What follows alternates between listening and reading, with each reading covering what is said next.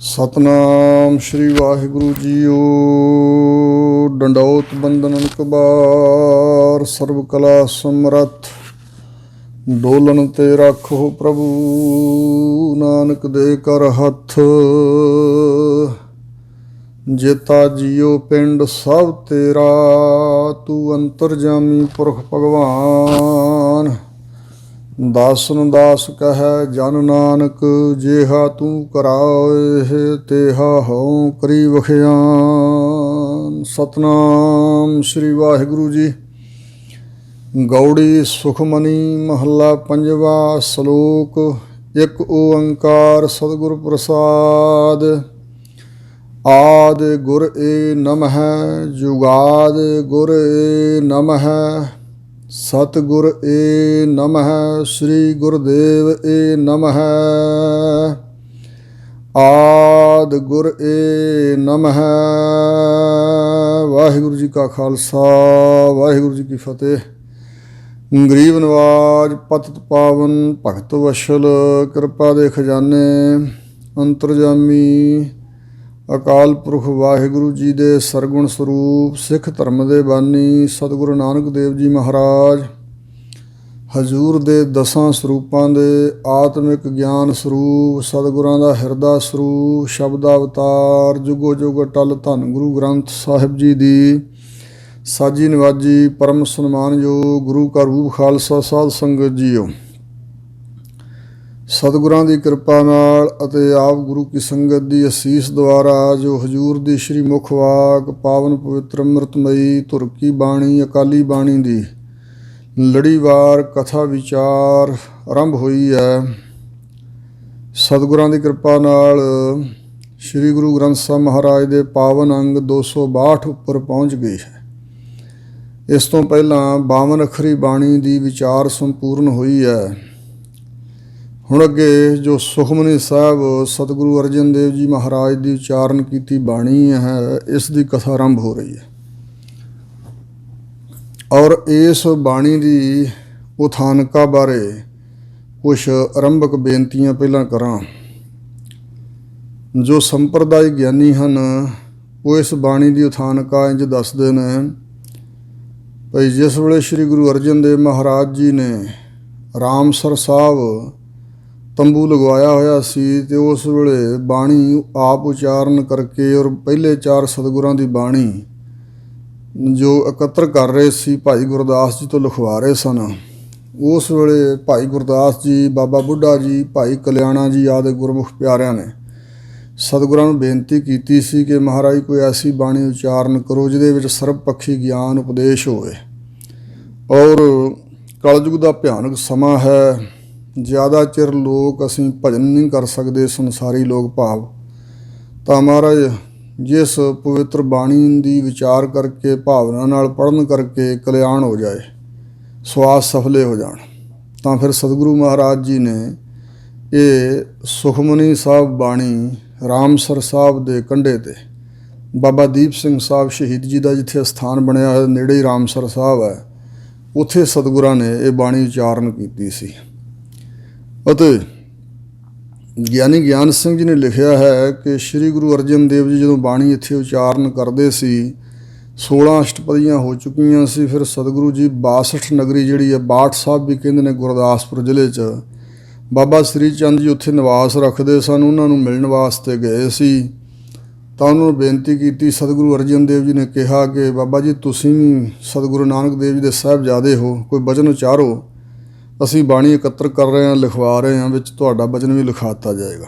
ਪਰ ਉਹਨਾਂ ਕਿਹਾ ਸੀ ਕਿ ਮਹਾਰਾਜ ਇਹ ਸਤਿਗੁਰੂ ਨਾਨਕ ਦੇਵ ਜੀ ਦੇ ਗੱਦੀ ਦੇ ਅਧਿਕਾਰੀ ਜਿਹੜੇ ਹੋਣ ਉਹਨਾਂ ਨੂੰ ਵੀ ਬਾਣੀ ਉਚਾਰਨ ਦਾ ਹੱਕ ਹੈ, ਦਰਜਾ ਪ੍ਰਾਪਤ ਹੈ, ਅਸੀਂ ਕਿਵੇਂ ਬਾਣੀ ਉਚਾਰਨ ਕਰ ਸਕਦੇ ਹਾਂ। ਪਰ ਫਿਰ ਵੀ ਸਤਿਗੁਰੂ ਅਰਜਨ ਦੇਵ ਜੀ ਨੇ ਕਿਹਾ ਤਾਂ ਉਹਨਾਂ ਨੇ ਫਿਰ ਗੁਰੂ ਨਾਨਕ ਸਾਹਿਬ ਜੀ ਦਾ ਜਿਹੜਾ ਜਪਜੀ ਸਾਹਿਬ ਦੇ ਆਰੰਭ 'ਚ ਸ਼ਲੋਕ ਹੈ, ਆਦਿ ਸੱਚ ਜੁਗਾਦ ਸੱਚ ਹੈ ਭੀ ਸੱਚ ਨਾਨਕ ਹੋਸੀ ਭੀ ਸੱਚ, ਅਤੇ ਉੱਥੇ ਹੈ ਭੀ ਦੀ ਥਾਂ 'ਤੇ ਸਿਹਾਰੀ ਨਾਲ ਹੈ ਭੀ ਸੱਚ ਨਾਨਕ ਹੋਸੀ ਭੀ ਸੱਚ ਕਿਹਾ।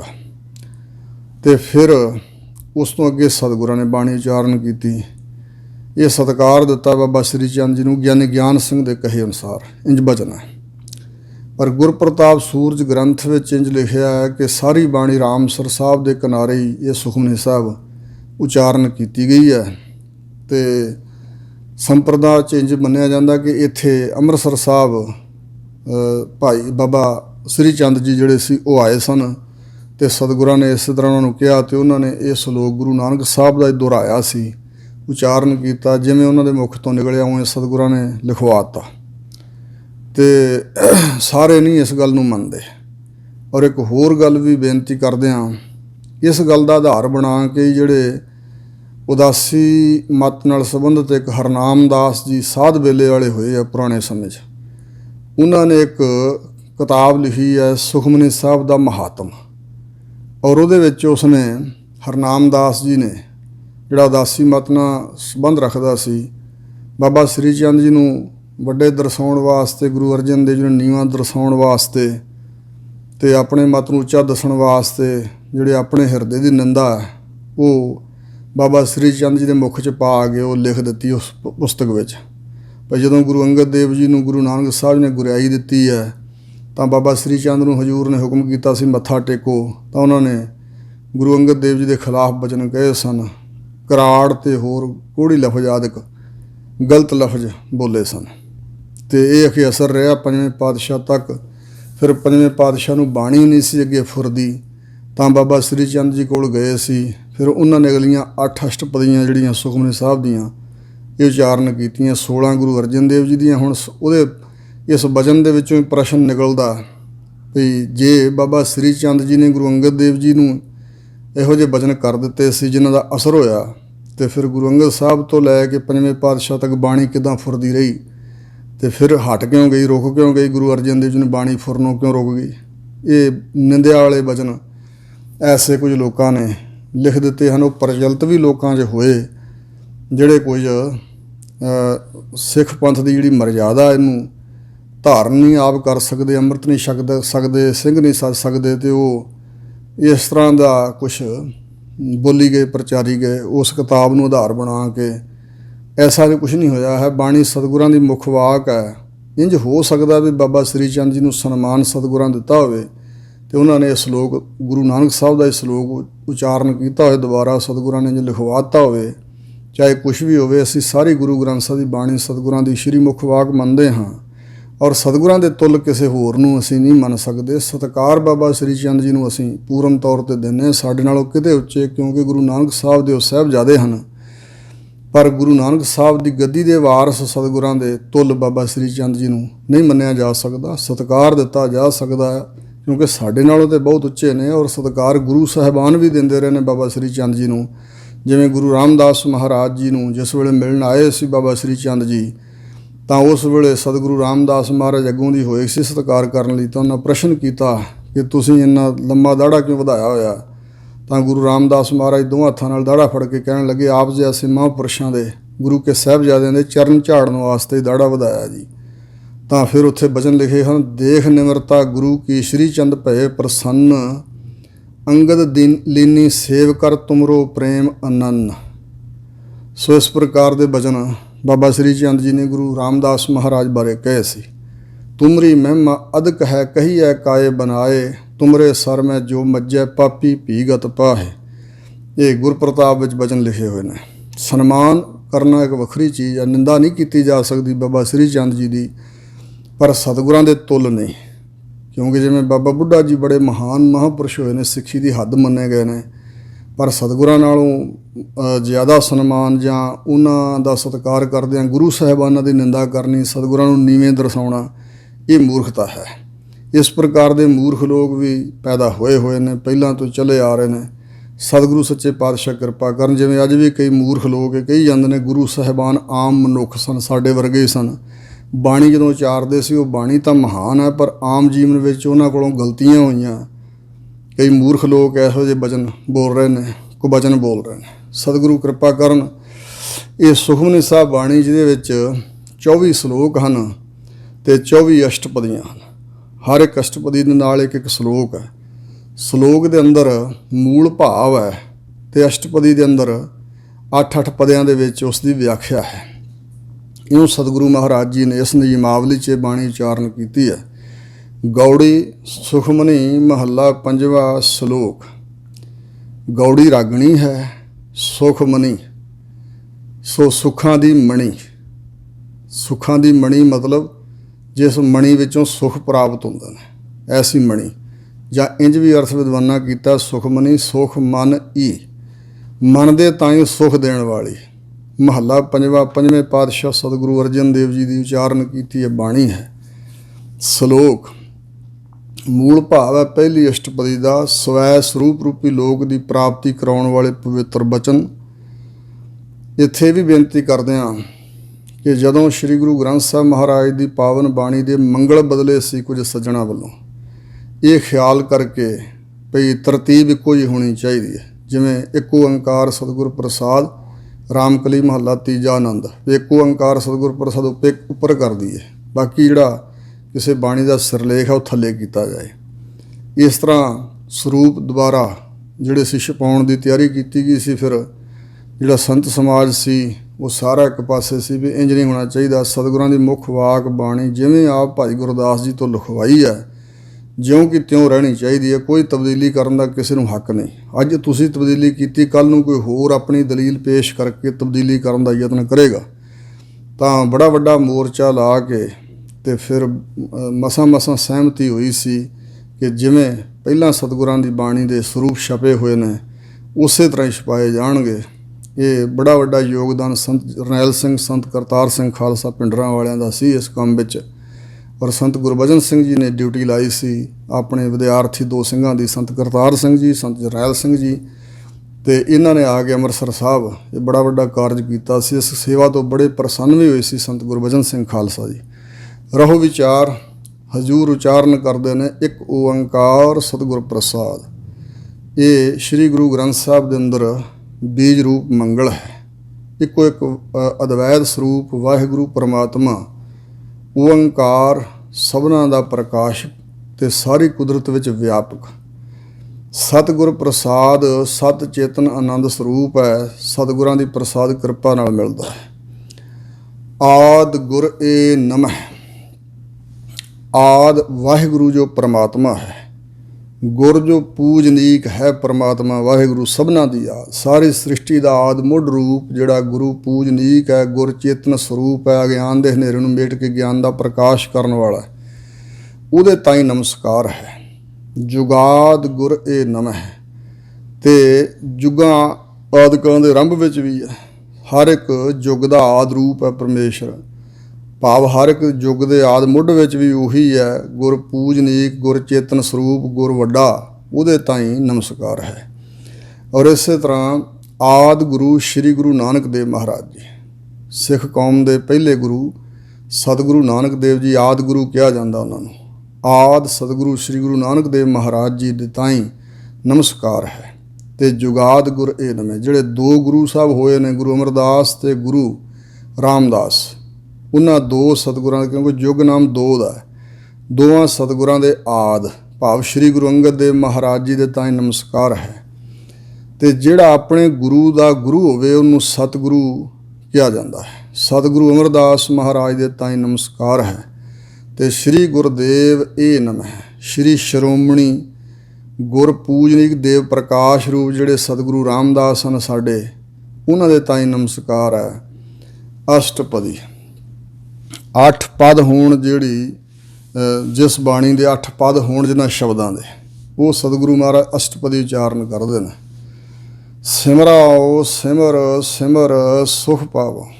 ਹਜ਼ੂਰ ਕਹਿੰਦੇ ਨੇ ਕਿ ਮੈਂ ਸਿਮਰਦਾ ਹਾਂ ਵਾਹਿਗੁਰੂ ਅਕਾਲ ਪੁਰਖ ਨੂੰ। ਸਾਨੂੰ ਪ੍ਰੇਰਨਾ ਦੇ ਰਹੇ ਨੇ ਹਜ਼ੂਰ ਕਿ ਤੁਸੀਂ ਵੀ ਸਿਮਰਾਓ। ਭਾਈ ਮੈਂ ਸਿਮਰਦਾ ਹਾਂ ਵਾਹਿਗੁਰੂ ਪਰਮਾਤਮਾ ਨੂੰ। ਅਸੀਂ ਸਿਮਰਦੇ ਹਾਂ। ਕਿਉਂ ਸਿਮਰਦੇ ਹਾਂ? ਕਿਉਂਕਿ ਸਿਮਰਨ ਕਰ ਕਰਕੇ, ਸਿਮਰ ਸਿਮਰ ਕੇ, ਯਾਦ ਕਰ ਕਰਕੇ ਸੁਖ ਪਾਓ, ਆਤਮਿਕ ਸੁਖ ਪ੍ਰਾਪਤ ਕਰਦਾ ਹਾਂ। ਭਾਵ ਸਾਨੂੰ ਪ੍ਰੇਰਨਾ ਦੇ ਰਹੇ ਨੇ ਕਿ ਤੁਸੀਂ ਵੀ ਸਿਮਰੋ ਅਤੇ ਸਿਮਰ ਸਿਮਰ ਕੇ ਆਤਮਿਕ ਸੁਖ ਪ੍ਰਾਪਤ ਹੋਵੇਗਾ, ਤੁਸੀਂ ਵੀ ਸੁਖ ਪ੍ਰਾਪਤ ਕਰ ਲਵੋਗੇ। ਕਲ ਕਲੇਸ਼ ਤਨ ਮਾਹੇ ਮਿਟਾਵੋ। ਕਲਯੁਗ ਦੇ ਸਮੇਂ ਦੇ ਕਲੇਸ਼, ਕਲ ਝਗੜਾ ਝਾਂਜਾ,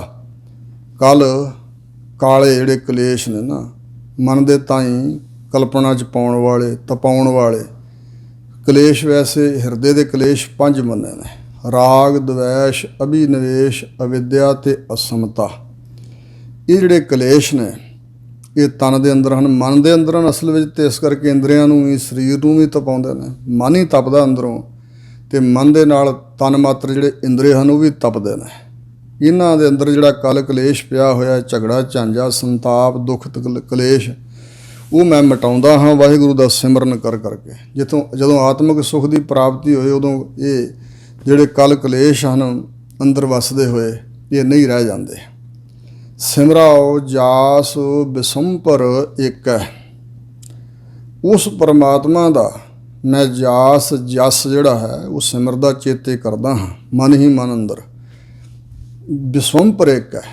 ਵਿਸ਼ਵ ਦਾ ਅਰਥ ਹੈ ਸੰਸਾਰ, ਭਰ, ਸੰਸਾਰ ਦੇ ਪੇਟ ਭਰਨ ਵਾਲਾ, ਭਾਵ ਸਾਰੇ ਸੰਸਾਰ ਦੀ ਜੋ ਪ੍ਰਤਪਾਲਾ ਕਰਨ ਵਾਲਾ ਹੈ, ਪਾਲਣਾ ਪੋਸ਼ਣਾ ਕਰਨ ਵਾਲਾ ਹੈ, ਉਸ ਇੱਕੋ ਦੇ ਜਾਸ ਜਸ ਨੂੰ ਮੈਂ ਸਿਮਰਦਾ ਹਾਂ।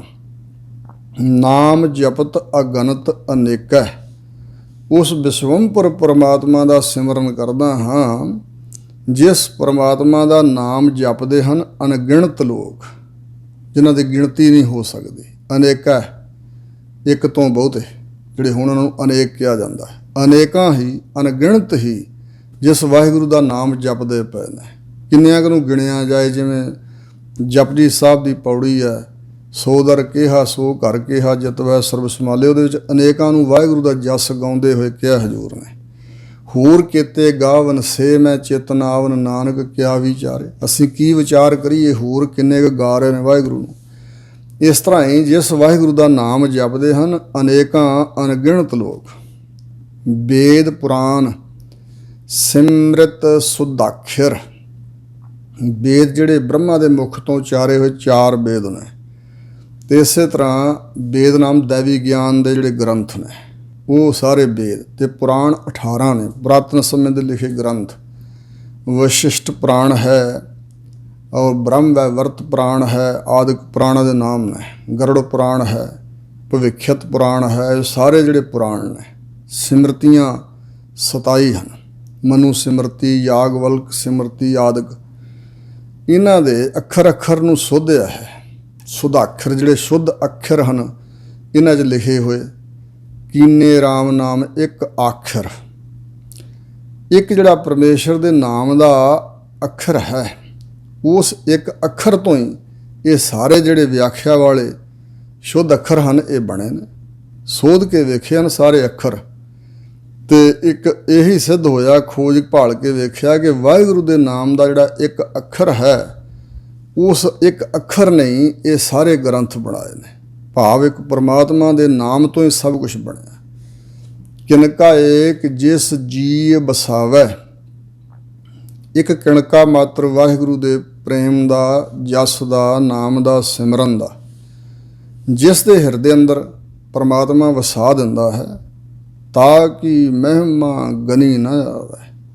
ਉਸ ਵਿਅਕਤੀ ਦੀ, ਉਸ ਭਗਤ ਦੀ, ਉਸ ਗੁਰਮੁਖ ਦੀ ਜੋ ਮਹਿਮਾ ਵਡਿਆਈ ਹੈ, ਗਣੀ ਨਾ ਆਵੇ, ਗਿਣਤੀ ਵਿੱਚ ਨਹੀਂ ਆਉਂਦੀ ਹੈ, ਗਿਣੀ ਨਹੀਂ ਜਾ ਸਕਦੀ ਹੈ ਕਿ ਕਿੱਡੀ ਕੁ ਵੱਡੀ ਮਹਾਨਤਾ ਹੈ ਜਿਹਦੇ ਹਿਰਦੇ 'ਚ ਵਸ ਜਾਏ।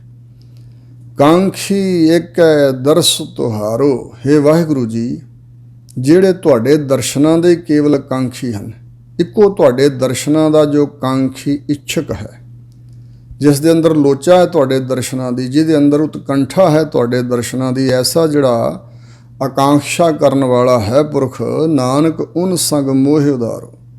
ਸਤਿਗੁਰੂ ਅਰਜਨ ਦੇਵ ਮਹਾਰਾਜ ਕਹਿੰਦੇ ਨੇ ਕਿ ਵਾਹਿਗੁਰੂ ਦੇ ਚਰਨਾਂ 'ਚ ਬੇਨਤੀ ਕਰਦੇ ਹਾਂ ਕਿ ਮਹਾਰਾਜ ਉਹਨਾਂ ਦੀ ਸੰਗਤ ਵਿੱਚ, ਜਿਹੜੇ ਇੱਕ ਤੁਹਾਡੇ ਦਰਸ਼ਨਾਂ ਦੇ ਇੱਛਕ ਨੇ, ਉਹਨਾਂ ਦੀ ਸੰਗਤ ਵਿੱਚ ਰਲਾ ਕੇ ਮੇਰਾ ਵੀ ਉਧਾਰ ਕਰ ਦਿਓ। ਮੈਨੂੰ ਵੀ ਸੰਸਾਰ ਦੀ ਮਾਇਆ ਤੋਂ ਬਚਾ ਲਓ, ਡੁੱਬਣ ਤੋਂ ਬਚਾ ਲਓ, ਰੱਖਿਆ ਕਰੋ।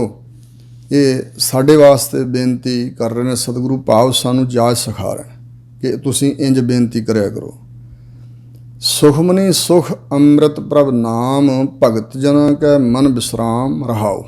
ਰਹਾਓ ਦਾ ਅਰਥ ਹੈ ਠਹਿਰਾਓ, ਰੁਕੋ। ਰਹਾਓ ਦੇ ਵੈਸੇ 22 ਅਰਥ ਕੀਤੇ ਹਨ ਹੁਣ ਤੱਕ ਵਿਦਵਾਨਾਂ ਮਹਾਂਪੁਰਸ਼ਾਂ ਦਾਨਿਆਂ ਨੇ। ਸੋ ਇਹ ਸਨਾਬੀ ਟੀਕਾ, ਕੇਂਦਰੀ ਭਾਵ, ਭਈ ਜੋ ਤੁਸੀਂ ਇਹ ਬਾਣੀ ਪੜ੍ਹ ਰਹੇ ਹੋ ਜਾਂ ਗਾ ਰਹੇ ਹੋ, ਇਸ ਤੁਕ 'ਤੇ ਰੁਕੋ। ਸਾਰਾ ਸਿਧਾਂਤ ਇਹਨਾਂ ਤੁਕਾਂ ਵਿੱਚ ਹੈ, ਰਹਾਉ ਦੇ ਬਚਨਾਂ ਵਿੱਚ ਹੈ। ਹਜ਼ੂਰ ਕਹਿੰਦੇ ਨੇ ਸੁਖ ਮਨੀ ਸੁਖ ਅੰਮ੍ਰਿਤ ਪ੍ਰਭ ਨਾਮ।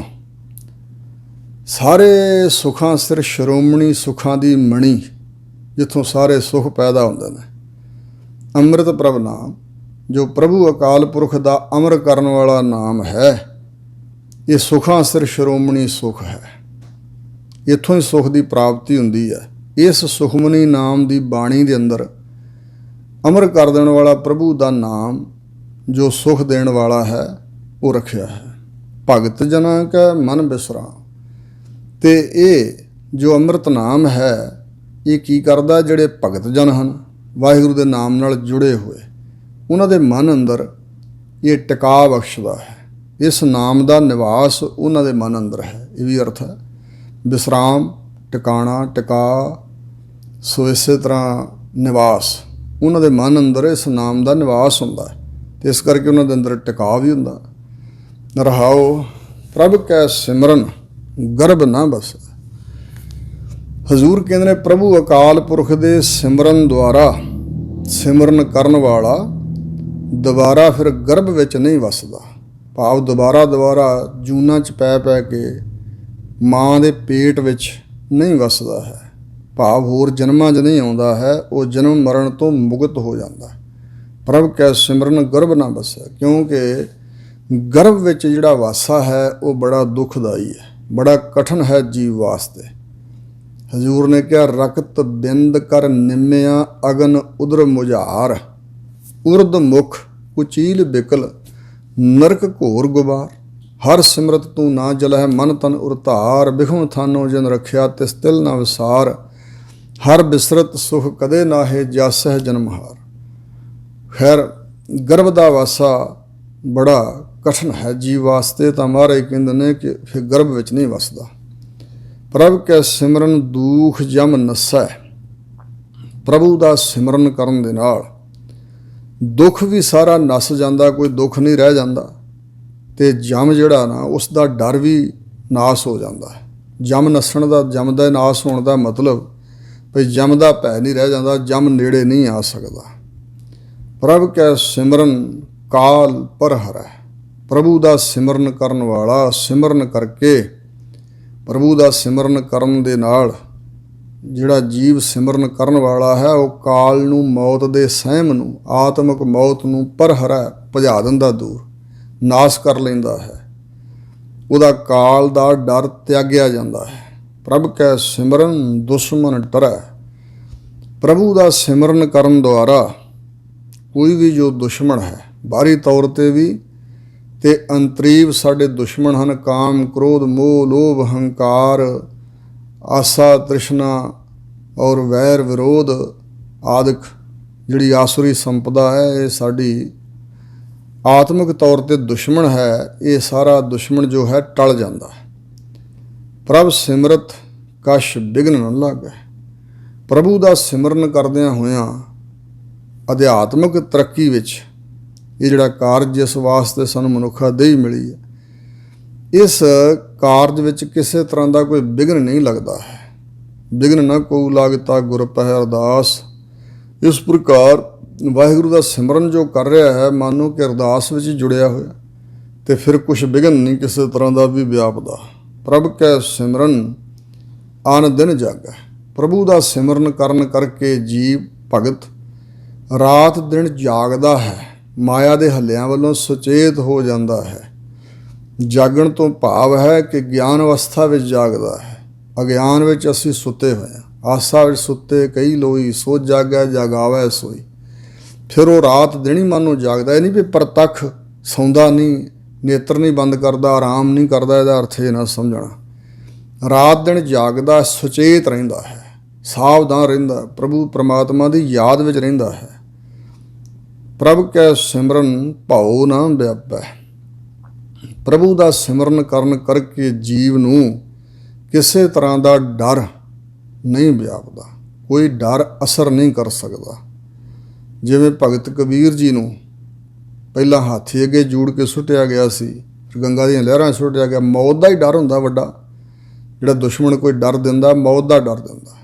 ਔਰ ਪ੍ਰਹਿਲਾਦ ਜੀ ਨੂੰ ਕਿੰਨੇ ਡਰ ਦੇਣ ਦਾ ਯਤਨ ਕੀਤਾ ਗਿਆ, ਪਰ ਜਿਹਦੇ ਅੰਦਰ ਨਿਸ਼ਚਾ ਪ੍ਰਮਾਤਮਾ ਉੱਪਰ ਤੇ ਸਿਮਰਨ ਕਰਦਾ ਵਾਹਿਗੁਰੂ ਦਾ, ਜਿਸ ਦੇ ਅੰਦਰ ਇਹ ਭਰੋਸਾ ਹੈ ਕਿ ਪ੍ਰਮਾਤਮਾ ਹਰ ਥਾਂ ਹਾਜ਼ਰ ਹੈ, ਉਹਨੂੰ ਕੋਈ ਡਰਾ ਨਹੀਂ ਸਕਦਾ। ਸੋ ਇਸ ਪ੍ਰਕਾਰ ਕਿਉਂਕਿ ਹਰ ਬਿਨ ਕੋਈ ਮਾਰ ਜੀਵਾਲ ਨਾ ਸਕੈ ਮਨ ਹੋਏ, ਨਿਚਿੰਦ ਨਿਸਲ ਹੋ ਰਹੀ ਹੈ, ਇਹ ਅਵਸਥਾ ਉਹਨਾਂ ਦੀ ਹੁੰਦੀ। ਸਰਮੱਧ ਸੰਤ ਨੂੰ ਡਰਾਉਣ ਦਾ ਯਤਨ ਕੀਤਾ ਗਿਆ।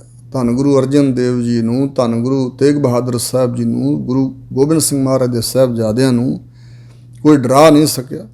ਇਸ ਪ੍ਰਕਾਰ ਕਿਸੇ ਤਰ੍ਹਾਂ ਦਾ ਕੋਈ ਭਉ ਅਸਰ ਨਹੀਂ ਕਰਦਾ, ਨਹੀਂ ਵਿਆਪਦਾ, ਜ਼ੋਰ ਨਹੀਂ ਪਾ ਸਕਦਾ। ਪ੍ਰਭ ਕੈ ਸਿਮਰਨ ਦੁੱਖ ਨਾ ਸੰਤਾਪੈ। ਆਮ ਤੌਰ 'ਤੇ ਦੁਨੀਆਦਾਰ ਲੋਕ ਇਸ ਖਿਆਲ ਵਿੱਚ ਕਈ ਵਾਰੀ ਪੈ ਜਾਂਦੇ ਨੇ ਕਿ ਵੇਖੋ ਜਿਹੜਾ ਸਿਮਰਨ ਕਰਨ ਵਾਲਾ ਉਹਨੂੰ ਕਿਉਂ ਕੋਈ ਦੁੱਖ ਲੱਗੇ। ਨਹੀਂ, ਵਾਹਿਗੁਰੂ ਦੇ ਭਗਤ ਸੰਤ ਦੀ ਇਹ ਪਰਿਭਾਸ਼ਾ ਨਹੀਂ ਹੈ ਕਿ ਉਹਦੇ ਨੇੜੇ ਦੁੱਖ ਨਹੀਂ ਆਉਂਦਾ। ਨਹੀਂ, ਦੁੱਖ ਪਹਾੜਾਂ ਜਿੱਡੇ ਵੀ ਆਉਣ, ਪਰ ਉਹਦੇ ਚਿਹਰੇ 'ਤੇ ਕਿਸੇ ਤਰ੍ਹਾਂ ਦਾ ਸ਼ਿਕਨ ਨਾ ਹੋਵੇ, ਭਾਵ ਉਹ ਡਰੇ ਨਾ, ਉਹ ਦੁੱਖ ਦੇ ਵਿੱਚ ਦੁਖੀ ਨਾ ਹੋਵੇ, ਘਬਰਾਏ ਨਾ। ਪਹਾੜਾਂ ਜਿੱਡੇ ਦੁੱਖਾਂ ਨੂੰ ਵੀ ਦੁੱਖ ਨਾ ਮੰਨੇ। ਧੰਨ ਗੁਰੂ ਤੇਗ ਬਹਾਦਰ ਜੀ ਨੇ ਕਿਹਾ, ਜੋ ਨਰ ਦੁੱਖ ਮੈਂ ਦੁੱਖ ਨਹੀਂ ਮੰਨਦਾ। ਦੁੱਖ ਤਾਂ ਆਉਣਗੇ ਪਰ ਦੁੱਖ ਦਾ ਅਸਰ ਨਹੀਂ ਹੋਵੇਗਾ। ਪ੍ਰਭ ਕੈ ਸਿਮਰਨ ਦੁੱਖ ਨਾ ਸੰਤਾਪੈ। ਅੰਦਰ ਨੂੰ, ਮਨ ਨੂੰ ਜਿਹੜਾ ਕਲੇਸ਼ ਵਿੱਚ ਪਾ ਦੇ, ਦੁਖੀ ਕਰੇ, ਉਹ ਨਹੀਂ ਹੁੰਦਾ ਦੁੱਖ। ਉਹਨਾਂ ਦਾ ਹਿਰਦਾ ਸੰਤਾਪ ਦਾ ਨਹੀਂ ਹੈ, ਤਪਦਾ ਨਹੀਂ ਹੈ ਕਿਸੇ ਦੁੱਖ ਦੇ ਨਾਲ। ਪ੍ਰਭ ਕਾ ਸਿਮਰਨ ਸਾਧ ਕੈ ਸੰਗ। ਫਿਰ ਪ੍ਰਸ਼ਨ ਉੱਠਿਆ ਕਿ ਗੁਰੂ ਮਹਾਰਾਜ ਜੀ, ਐਸਾ ਕੋਈ ਥਾਂ ਦੱਸੋ ਜਿੱਥੇ ਸਦਾ ਫਿਰ ਪ੍ਰਮਾਤਮਾ ਦਾ ਸਿਮਰਨ ਹੋ ਜਾਏ। ਤਾਂ ਹਜ਼ੂਰ ਕਹਿੰਦੇ, ਸਾਧ ਜਿਹਨੇ ਮਨ ਸਾਧਿਆ ਆ, ਐਸੇ ਗੁਰਮੁਖ ਦੀ ਸੰਗਤ ਵਿੱਚ ਹਮੇਸ਼ਾ ਪ੍ਰਭੂ ਦਾ ਸਿਮਰਨ ਹੀ ਪ੍ਰਾਪਤ ਹੁੰਦਾ ਹੈ। ਪ੍ਰਭੂ ਦਾ ਸਿਮਰਨ ਸਾਧੂਆਂ ਦੀ ਸੰਗਤ ਵਿੱਚ ਮਿਲ ਕੇ ਕੀਤਾ ਜਾਂਦਾ ਹੈ। ਚੋਰਾਂ, ਸ਼ਰਾਬੀਆਂ, ਵਕਾਰੀਆਂ, ਡਾਕੂਆਂ, ਧਾੜਵੀਆਂ, ਵਿਭਚਾਰੀਆਂ, ਵਕਾਰੀਆਂ ਦੀ ਸੰਗਤ ਵਿੱਚ ਤੇ ਪ੍ਰਮਾਤਮਾ ਦਾ ਸਿਮਰਨ ਨਹੀਂ ਹੋਏਗਾ। ਸੰਗ ਚੰਗਾ ਪ੍ਰਾਪਤ ਹੋ ਜਾਏ, ਫਿਰ ਜਿਸ ਵੇਲੇ ਰੰਗ ਚੜ੍ਹ ਜਾਂਦਾ, ਫਿਰ ਸੰਤ ਜਿਹੜਾ ਭਾਵੇਂ ਅਸੰਤ ਲੋਕਾਂ ਦੇ ਵਿੱਚ ਵੀ ਚਲਾ ਜਾਏ, ਆਪਣੀ ਛੋਹ ਲਾ ਦੇਗਾ, ਉਹਨਾਂ ਦੀ ਛੋਹ ਨਹੀਂ ਪ੍ਰਾਪਤ ਕਰੇਗਾ। ਪਰ ਜਦੋਂ ਕੱਚੀ ਅਵਸਥਾ ਹੈ, ਉਦੋਂ ਤਾਂ ਸ੍ਰੇਸ਼ਟ ਜਨਾਂ, ਗੁਰਮੁਖ ਜਨਾਂ, ਸਾਧੂਆਂ ਦਾ ਸੰਗ ਕਰਨਾ ਬੜਾ ਲਾਭਦਾਇਕ ਹੈ। ਸੰਤ ਸੱਜਣ ਮਨ ਮਿੱਤਰ ਸੇ, ਲਾਇਨ ਪ੍ਰਭ ਸਿਉ ਰੰਗ ਜੀਓ। ਸੰਤ ਸਹਾਈ ਪ੍ਰੇਮ ਕੇ, ਹਉ ਤਿਨਕੈ ਲਾਗੋਂ ਪਾਏ। ਸੰਤ ਪਰਮਾਤਮਾ ਦਾ ਪ੍ਰੇਮ ਲਾਉਣ ਵਿੱਚ ਸਹਾਈ ਹੁੰਦੇ ਨੇ। ਚੰਗੀ ਸੰਗਤ, ਜਿਹੜੇ ਪਰਮਾਤਮਾ ਦਾ ਸਿਮਰਨ ਕਰਕੇ ਸਾਧ ਬਣੇ ਹੋਏ ਨੇ, ਸਾਧਕ ਤੋਂ ਸਾਧਨਾ ਕਰਕੇ ਸਾਧਕ ਤੋਂ ਸਾਧ ਬਣ ਗਏ। ਸਾਧ ਸਤਿਗੁਰੂ ਮਹਾਰਾਜ ਦਾ ਵਾਚਕ ਵੀ ਹੈ। ਸਤਿਗੁਰਾਂ ਦੀ ਸੰਗਤ ਵਿੱਚ ਪ੍ਰਭੂ ਦਾ ਸਿਮਰਨ ਹੁੰਦਾ। ਸਰਬ ਨਿਧਾਨ ਨਾਨਕ ਹਰ ਰੰਗ। ਸਤਿਗੁਰੂ ਅਰਜਨ ਦੇਵ ਫਰਮਾਉਂਦੇ ਨੇ ਕਿ ਹਰੀ ਪਰਮਾਤਮਾ ਦੇ ਪ੍ਰੇਮ ਦਾ ਰੰਗ ਜੇ ਚੜ੍ਹ ਜੇ ਮਨ ਨੂੰ, ਤੇ ਇਸ ਰੰਗ ਕਰਕੇ ਸਾਰੇ ਖਜ਼ਾਨੇ ਪ੍ਰਾਪਤ ਹੁੰਦੇ ਨੇ। ਪਰਮਾਤਮਾ ਦੇ ਸਿਮਰਨ ਦਾ ਜੋ ਆਨੰਦ ਹੈ, ਜੋ ਰੰਗ ਪ੍ਰੇਮ ਹੈ, ਇਸ ਵਿੱਚ ਸਾਰੇ ਖਜ਼ਾਨੇ ਆ ਜਾਂਦੇ ਨੇ। ਜਿਸ ਦੇ ਅੰਦਰ ਰੰਗ ਚੜ੍ਹ ਗਿਆ, ਉਹਨੂੰ ਕਿਸੇ ਪਦਾਰਥ ਦੀ, ਕਿਸੇ ਚੀਜ਼ ਦੀ, ਕਿਸੇ ਕਲਾ ਸ਼ਕਤੀ ਦੀ, ਕਿਸੇ ਚੀਜ਼ ਦੀ ਤੋਟ ਨਹੀਂ ਹੈ। ਸਭ ਕੁਛ ਹੀ ਉਹਦੇ ਘਰ ਵਿੱਚ ਹੈ। ਪ੍ਰਭ ਕੈ ਸਿਮਰਨ ਰਿੱਧ ਸਿੱਧ ਨੌ ਨਿੱਧ। ਪ੍ਰਭੂ ਅਕਾਲ ਪੁਰਖ ਦਾ ਸਿਮਰਨ ਕਰਨ ਕਰਕੇ ਰਿੱਧੀ, ਅੰਨ ਦੀ ਤੋਟਤਾ ਪ੍ਰਾਪਤ ਹੁੰਦੀ ਹੈ। ਜਿਹੜਾ ਵਾਹਿਗੁਰੂ ਦਾ ਸਿਮਰਨ ਕਰਦਾ, ਜਦੋਂ ਉਹਦੀ ਮਾਨਸਿਕ ਇਕਾਗਰਤਾ ਬਣੇਗੀ, ਇਹ ਨਹੀਂ ਵੀ ਅੱਜ ਵਾਹਿਗੁਰੂ ਦਾ ਨਾਮ ਜਪਣ ਲੱਗਾ ਤੇ ਅੱਜ ਹੀ ਇਹ ਚੀਜ਼ਾਂ ਪ੍ਰਾਪਤ ਹੋ ਜਾਣਗੀਆਂ।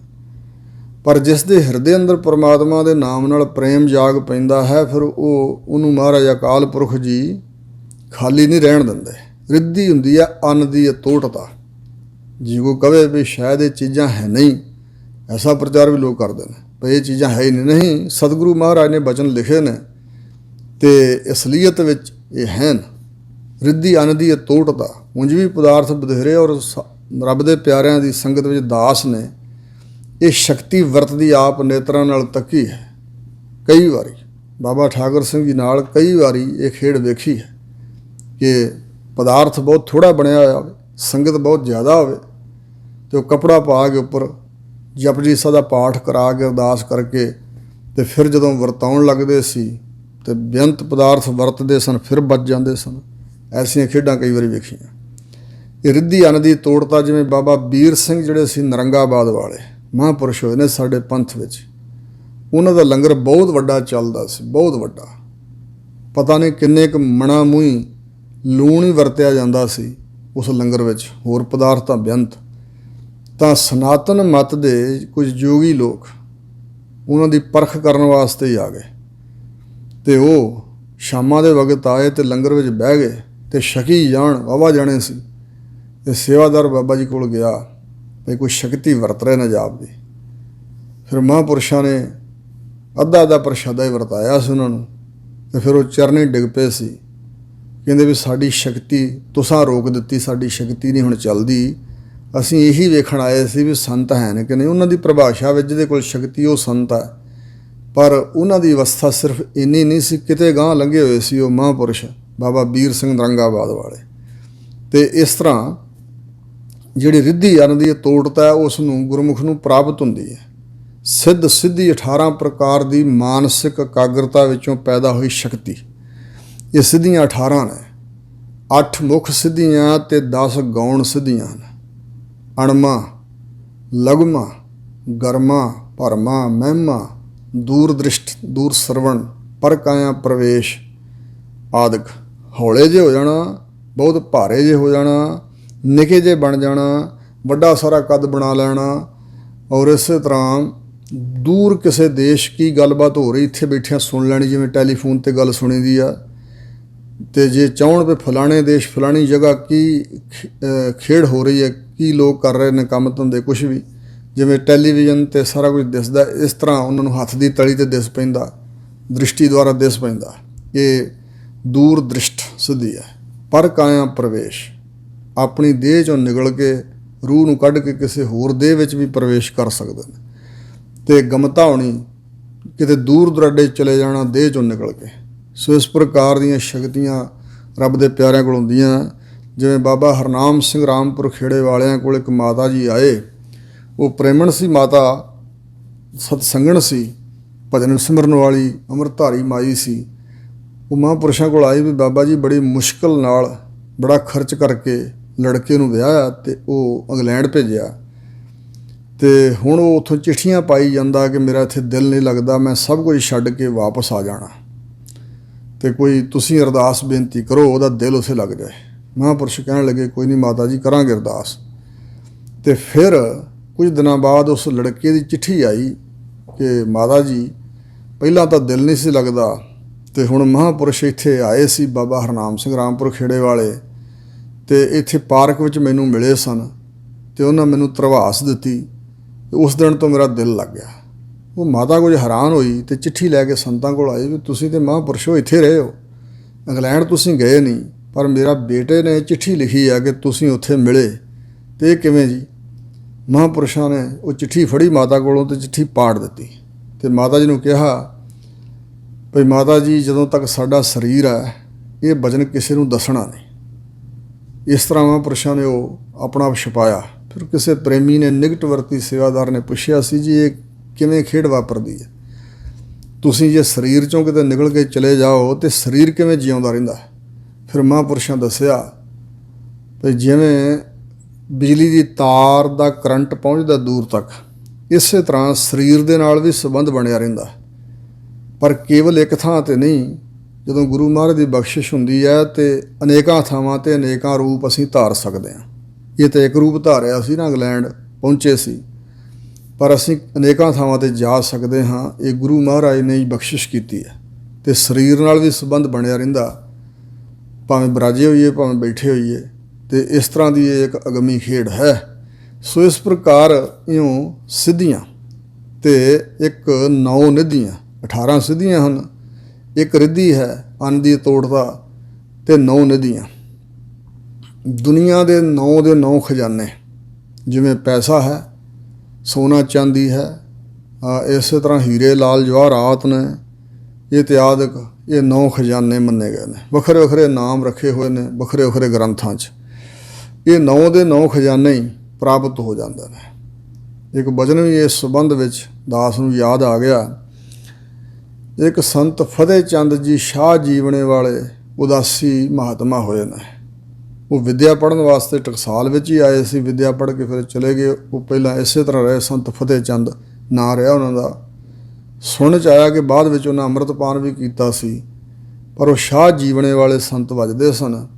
ਉਹ ਕਿਸੇ ਨਗਰ ਵਿੱਚ ਕਥਾ ਕਰਨ ਵਾਸਤੇ ਗਏ ਤਾਂ ਸ੍ਰੀ ਗੁਰੂ ਅਰਜਨ ਦੇਵ ਮਹਾਰਾਜ ਜੀ ਦਾ ਇਹ ਸ਼ਬਦ ਉਹ ਸੰਗਤ ਨੂੰ ਸੁਣਾ ਰਹੇ ਸੀ। ਜਾਂ ਕੋ ਮੁਸ਼ਕਿਲ ਅਤ ਬਣੈ ਢੋਈ ਕੋਈ ਨਾ ਦੇ, ਲਾਗੂ ਹੋਏ ਦੁਸ਼ਮਨਾ ਸਾਗ ਪੇ ਭੱਜ ਖਲੇ, ਸਭੋ ਭੱਜੈ ਆਸਰਾ ਚੁੱਕੈ ਸਭ ਅਸਰਾਓ, ਚਿਤ ਆਵੈ ਉਸ ਪਾਰ ਬ੍ਰਹਮ ਲੱਗੈ ਨਾ ਤਤੀ ਵਾਓ, ਸਾਹਿਬ ਨਿਤਾਣਿਆ ਕਾ ਤਾਣ ਆਏ ਨਾ ਜਾਈ, ਥਿਰ ਸਦਾ ਗੁਰ ਸਬਦੀ ਸੱਚ ਜਾਣ ਰਹਾਓ, ਜੇ ਕੋ ਹੋਵੈ ਦੁਬਲਾ ਨੰਗ ਭੁਖ ਕੀ ਪੀਰ, ਦਮੜਾ ਪੱਲੇ ਨਾ ਪਵੈ ਨਾ ਕੋ ਦੇਵੈ ਧੀਰ, ਸੁਆਰਥ ਸੁਆਓ ਨਾ ਕੋ ਕਰੈ ਨਾ ਕਿਛ ਹੋਵੈ ਕਾਜ, ਚਿਤ ਆਵੈ ਉਸ ਪਾਰ ਬ੍ਰਹਮ ਤਾਂ ਨੇਚਲ ਹੋਵੈ ਰਾਜ। ਆਦਿਕ ਬਚਨ ਜਦੋਂ ਸੁਣਾ ਰਹੇ ਸੀ, ਬਾਹਰ ਇੱਕ ਮੁਸਲਮਾਨ ਸੀ, ਕਰੀਮਦੀਨ ਨਾਂ ਸੀ ਉਹਦਾ। ਜਦੋਂ ਉਹ ਸੰਤ ਕਥਾ ਤੋਂ ਬਾਅਦ ਬਾਹਰ ਆਏ ਗੁਰਦੁਆਰਾ ਸਾਹਿਬ ਤੋਂ, ਤਾਂ ਉਸ ਮੁਸਲਮਾਨ ਨੇ ਉਹਨਾਂ ਸੰਤਾਂ ਨੂੰ ਮਿਲ ਕੇ ਇਹ ਬੇਨਤੀ ਕੀਤੀ ਕਿ ਐ ਅੱਲਾ ਵਾਲਿਓ, ਤੁਸੀਂ ਅੰਦਰ ਗੁਰੂ ਬਾਬਾ ਜੀ ਦਾ ਇੱਕ ਕਲਾਮ ਪੜ੍ਹਿਆ ਅਤੇ ਮੇਰੀ ਸਮਝ ਵਿੱਚ ਪਿਆ, ਤੁਸੀਂ ਕਿਹਾ ਵੀ ਜੇ ਅੱਲਾ ਤਾਲਾ ਖੁਦਾ ਕਿਸੇ ਮਨੁੱਖ ਨੂੰ ਚੇਤੇ ਆ ਜਾਏ ਅਤੇ ਗਰੀਬ ਤੋਂ ਗਰੀਬ ਬੰਦੇ ਦਾ ਵੀ ਅਚਲ ਰਾਜ ਕਾਇਮ ਹੋ ਜਾਂਦਾ ਹੈ। ਤੁਸੀਂ ਇਹ ਪੜ੍ਹਿਆ ਬਚਨ ਸੱਚ ਹੈ? ਤਾਂ ਮਹਾਂਪੁਰਸ਼ ਕਹਿਣ ਲੱਗੇ, ਜੇ ਤਾਂ ਭਾਈ ਮੇਰਾ ਬਚਨ ਹੁੰਦਾ ਤਾਂ ਫਿਰ ਤੇ ਕੋਈ ਸ਼ੱਕ ਦੀ ਗੁੰਜਾਇਸ਼ ਸੀ। ਇਹ ਬਚਨ ਸ੍ਰੀ ਗੁਰੂ ਅਰਜਨ ਦੇਵ ਮਹਾਰਾਜ ਦਾ ਅਤੇ ਸਤਿਗੁਰਾਂ ਦੇ ਬਚਨ ਬਾਰੇ ਸਾਨੂੰ ਸਿੱਖਾਂ ਨੂੰ ਤਾਂ ਪੱਕਾ ਯਕੀਨ ਹੈ ਕਿ ਪੱਥਰ 'ਤੇ ਲੀਕ ਵਰਗੇ ਬਚਨ ਨੇ। ਜਿਵੇਂ ਪੱਥਰ 'ਤੇ ਪਈ ਲੀਕ ਨਹੀਂ ਮਿਟਦੀ, ਸਤਿਗੁਰਾਂ ਦੇ ਮੁੱਖ ਵਾਗ ਤੋਂ ਨਿਕਲੇ ਬਚਨ ਨੇ ਨਾ, ਮੁੱਖ ਤੋਂ। ਕਹਿਣ ਲੱਗਾ, ਫਿਰ ਕੋਈ ਤੁਹਾਡੇ ਕੋਲ ਤਰੀਕਾ ਹੈ ਜਿਸ ਕਰਕੇ ਮੈਨੂੰ ਅੱਲਾ ਤਾਲਾ ਖੁਦਾ ਪਰਮਾਤਮਾ ਚੇਤੇ ਆਏ? ਤਾਂ ਮਹਾਂਪੁਰਸ਼ ਕਹਿਣ ਲੱਗੇ, ਤੂੰ ਕੋਈ ਕਲਾਮ ਪੜ੍ਹਿਆ ਆ? ਉਹਨੇ ਕਿਹਾ, ਜੀ ਮੈਂ ਫਾਰਸੀ ਭਾਸ਼ਾ ਜਾਣਦਾ ਹਾਂ। ਤਾਂ ਮਹਾਂਪੁਰਸ਼ਾਂ ਕਿਹਾ, ਫਿਰ ਇੱਕ ਬਚਨ ਲਿਖ, ਗੁਰੂ ਅਰਜਨ ਦੇਵ ਜੀ ਦਾ ਬਚਨ ਹੈ। ਇਹੀ ਬਚਨ ਲਿਖਾਇਆ ਸੀ, ਪ੍ਰਭ ਕੈ ਸਿਮਰਨ ਰਿੱਧ ਸਿੱਧ ਨੌ ਨਿੱਧ।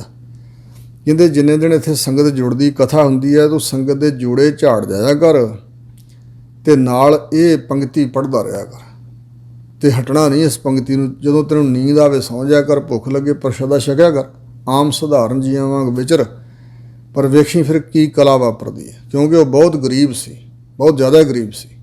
ਇੱਕ ਡੰਗ ਪ੍ਰਸ਼ਾਦਾ ਮਿਲਦਾ ਸੀ, ਇੱਕ ਡੰਗ ਨਹੀਂ ਸੀ ਮਿਲਦਾ। ਪਰਿਵਾਰ ਵੱਡਾ ਸੀ, ਇਕੱਲਾ ਕਮਾਉਣ ਵਾਲਾ ਸੀ, ਘਰ 'ਚ ਬਿਮਾਰੀ ਵੀ ਸੀ। ਇਸ ਪ੍ਰਕਾਰ ਦੇ ਹਾਲਾਤ ਸੀ ਉਹਦੇ, ਅਤੇ ਉਹਨੇ ਬਚਨ ਮੰਨ ਲਿਆ ਅਤੇ ਉਹ ਜੋੜੇ ਝਾੜਿਆ ਕਰਦਾ ਸੀ। ਕਥਾ ਹੁੰਦੀ ਸੀ, ਸੰਗਤ ਆਉਂਦੀ ਸੀ ਅਤੇ ਇਹ ਪੰਕਤੀ ਵੀ ਪੜ੍ਹਦਾ ਰਹਿੰਦਾ ਸੀ। ਇੱਕ ਫਿਰ ਉੱਥੇ ਜੈਲਦਾਰ ਆਇਆ, ਉਹਨੇ ਵੇਖਿਆ ਇਹ ਦੂਜੇ ਧਰਮ ਦਾ ਬੰਦਾ, ਇਸਲਾਮ ਦਾ, ਅਤੇ ਇੱਥੇ ਜੋੜੇ ਝਾੜਦਾ, ਨਾਲੇ ਕੁਝ ਮੁਖ ਤੋਂ ਬੋਲਦਾ ਵੀ ਹੈ। ਉਹਨੇ ਪੁੱਛਿਆ, ਉਹਨੇ ਸਾਰੀ ਹਕੀਕਤ ਦੱਸੀ। ਫਿਰ ਕਿਹਾ ਵੀ ਮੇਰੇ ਘਰ ਵਿੱਚ ਕਾਮਿਆਂ ਤੋਂ ਕੰਮ ਕਰਾਉਣ ਵਾਲਾ ਕੋਈ ਬੰਦਾ ਚਾਹੀਦਾ, ਅਤੇ ਆ ਜਾ ਤੂੰ ਮੇਰੇ ਘਰ ਪਰਿਵਾਰ ਲੈ ਕੇ, ਅਤੇ ਮੇਰੇ ਕੁਝ ਮਕਾਨ ਵਿਹਲੇ ਪਏ ਨੇ, ਉੱਥੇ ਨਿਵਾਸ ਕਰੋ, ਅਤੇ ਤੂੰ ਘੋੜੀ 'ਤੇ ਚੜ੍ਹ ਕੇ ਜਾਣਾ, ਖੇਤਾਂ 'ਚ ਗੇੜਾ ਮਾਰਨ, ਬੰਦਿਆਂ ਤੋਂ ਕੰਮ ਕਰਾਉਣਾ, ਸਭ ਕੁਛ ਤੈਨੂੰ ਮਿਲੇਗਾ। ਗੁਰੂ ਮਹਾਰਾਜ ਦੀ ਬਾਣੀ ਨੇ ਕਲਾ ਵਰਤਾਈ, ਉਹ ਉੱਥੇ ਚਲਾ ਗਿਆ ਅਤੇ ਇਸ ਤਰ੍ਹਾਂ ਬਿਮਾਰੀ ਵੀ ਹਟ ਗਈ।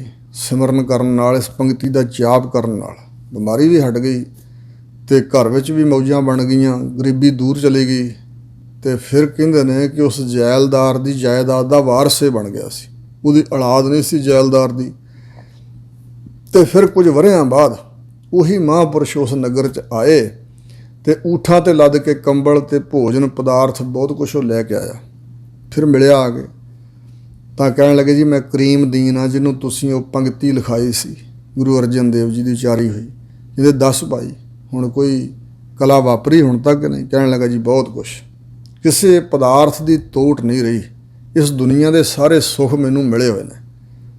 ਕਹਿੰਦੇ ਹੁਣ ਕੋਈ ਇੱਛਾ ਤਾਂ ਨਹੀਂ? ਕਹਿਣ ਲੱਗਾ, ਜੀ ਹਾਂ ਹੁਣ ਇੱਛਾ ਹੈ, ਇੱਕ ਫਿਕਰ ਹੈ। ਮੈਂ ਸੁਣਿਆ ਸਾਰੇ ਧਰਮਾਂ ਦੇ ਗ੍ਰੰਥਾਂ 'ਚ ਵੀ ਜਿਹੜੇ ਇਸ ਦੁਨੀਆ 'ਚ ਬਹੁਤੇ ਸੁੱਖ ਮਾਣਦੇ ਨੇ, ਫਿਰ ਅਗਲੇ ਜਹਾਨ ਉਹ ਜਿਹੜਾ ਦਰਗਾਹ ਦੇ ਵਿੱਚ ਸੁੱਖ ਨਹੀਂ ਮਿਲਦਾ, ਨਰਕਾਂ ਨੂੰ ਜਾਂਦੇ ਨੇ। ਇਸ ਤਰ੍ਹਾਂ ਦੇ ਬਚਨ ਵੀ ਕੁਛ ਲਿਖੇ ਹੋਏ ਨੇ।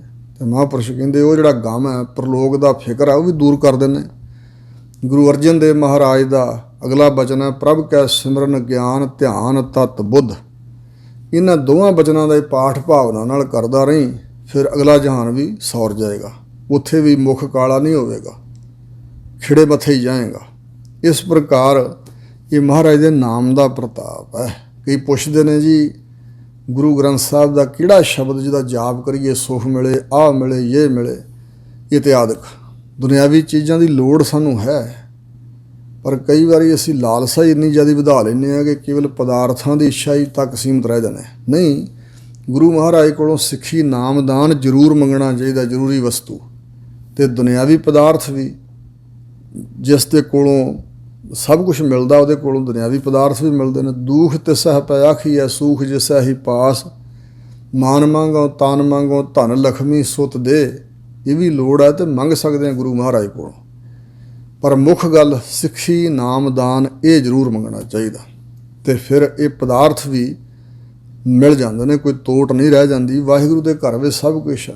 ਕੁਝ ਤਾਂ ਸਾਡੇ ਮੁਕੱਦਰਾਂ 'ਚ ਹੀ ਵਾਹਿਗੁਰੂ ਨੇ ਲਿਖਿਆ ਹੋਇਆ ਹੈ, ਅਤੇ ਕੁਛ ਅਸੀਂ ਜੇ ਥੋੜ੍ਹਾ ਸਾਨੂੰ ਦੁੱਖ ਰੋਗ ਹੈ ਕੋਈ, ਅਤੇ ਉਹ ਵੀ ਗੁਰੂ ਮਹਾਰਾਜ ਕੱਟ ਦਿੰਦੇ ਨੇ। ਪਰ ਲੋੜ ਹੈ ਭਾਵਨਾ ਦੀ। ਭਾਵੇਂ ਮੂਲ ਮੰਤਰ ਦਾ ਜਾਪ ਕਰੀ ਜਾਈਏ, ਗੁਰਮੰਤਰ ਦਾ ਜਾਪ ਕਰੀ ਜਾਈਏ, ਗੁਰੂ ਕੇ ਕਿਸੇ ਵੀ ਸ਼ਬਦ ਦਾ ਜਾਪ ਕਰੀਏ, ਸਿਮਰਨ ਕਰੀਏ, ਤਾਂ ਭਰੋਸਾ ਚਾਹੀਦਾ ਹੈ, ਨਿਸ਼ਚਾ ਚਾਹੀਦਾ, ਭਾਵਨਾ ਚਾਹੀਦੀ ਹੈ, ਸਭ ਕੁਛ ਮਿਲਦਾ। ਸੋ ਹਜ਼ੂਰ ਕਹਿੰਦੇ ਨੇ ਪ੍ਰਭੂ ਦੇ ਸਿਮਰਨ ਦੁਆਰਾ ਰਿੱਧੀ ਅੰਨ ਦੀ ਤੋੜਤਾ। ਜਿੱਥੇ ਸਿਮਰਨ ਹੁੰਦਾ ਹੈ ਉੱਥੇ ਰਿੱਧੀ ਆ ਜਾਂਦੀ ਹੈ, ਅੰਨ ਦੀ ਤੋੜਤਾ, ਪਦਾਰਥਾਂ ਦੀ ਥੋੜ ਨਹੀਂ ਰਹਿੰਦੀ, ਅਤੇ ਸਿੱਧੀ ਸ਼ਕਤੀਆਂ ਆ ਜਾਂਦੀਆਂ ਹਨ। 9 ਦੇ 9 ਖਜ਼ਾਨੇ ਹੀ ਮਨ ਉੱਥੇ ਆ ਜਾਂਦੇ ਨੇ। ਪ੍ਰਭ ਕੈ ਸਿਮਰਨ ਗਿਆਨ ਧਿਆਨ ਤਤ ਬੁੱਧ। ਪ੍ਰਭੂ ਦੇ ਸਿਮਰਨ ਦੁਆਰਾ ਹੀ ਪ੍ਰਭੂ ਨਾਲ ਜਾਣ ਪਛਾਣ ਹੁੰਦੀ ਹੈ, ਪਰਮਾਤਮਾ ਦੀ ਸੂਝ ਪ੍ਰਾਪਤ ਹੁੰਦੀ ਹੈ। ਵਾਹਿਗੁਰੂ ਦਾ ਗਿਆਨ, ਜਿਹੜਾ ਗਿਆਨ ਇੱਕ ਤਾਂ ਬਾਹਰੀ ਗਿਆਨ ਧਾਰਮਿਕ ਗ੍ਰੰਥਾਂ 'ਚੋਂ ਜਾਂ ਸੰਸਾਰ ਵਿੱਚੋਂ ਅਸੀਂ ਪ੍ਰਾਪਤ ਕਰਦੇ ਹਾਂ। ਸੰਸਾਰੀ ਵਿੱਦਿਆ ਵਿੱਚੋਂ ਵੀ ਗਿਆਨ ਹਾਸਲ ਕਰੀਦਾ। ਗਿਆਨ ਨਾਮ ਜਾਣਕਾਰੀ ਦਾ। ਵਿੱਦਿਆ, ਗਿਆਨ, ਜਾਣਕਾਰੀ ਇੱਕੋ ਹੀ ਗੱਲ ਹੈ। ਸੋ ਇੱਕ ਗਿਆਨ ਹੈ ਛੁਪਿਆ ਹੋਇਆ ਗਿਆਨ, ਜਿਹੜਾ ਅੰਦਰ ਪ੍ਰਗਟ ਹੁੰਦਾ ਹੈ, ਉਹ ਸਿਮਰਨ ਦੁਆਰਾ ਹੀ ਹੁੰਦਾ। ਤਾਂ ਹਜ਼ੂਰ ਕਹਿੰਦੇ ਨੇ ਪ੍ਰਭੂ ਦੇ ਸਿਮਰਨ ਦੁਆਰਾ ਗਿਆਨ ਦੀ ਪ੍ਰਾਪਤੀ ਹੁੰਦੀ ਹੈ।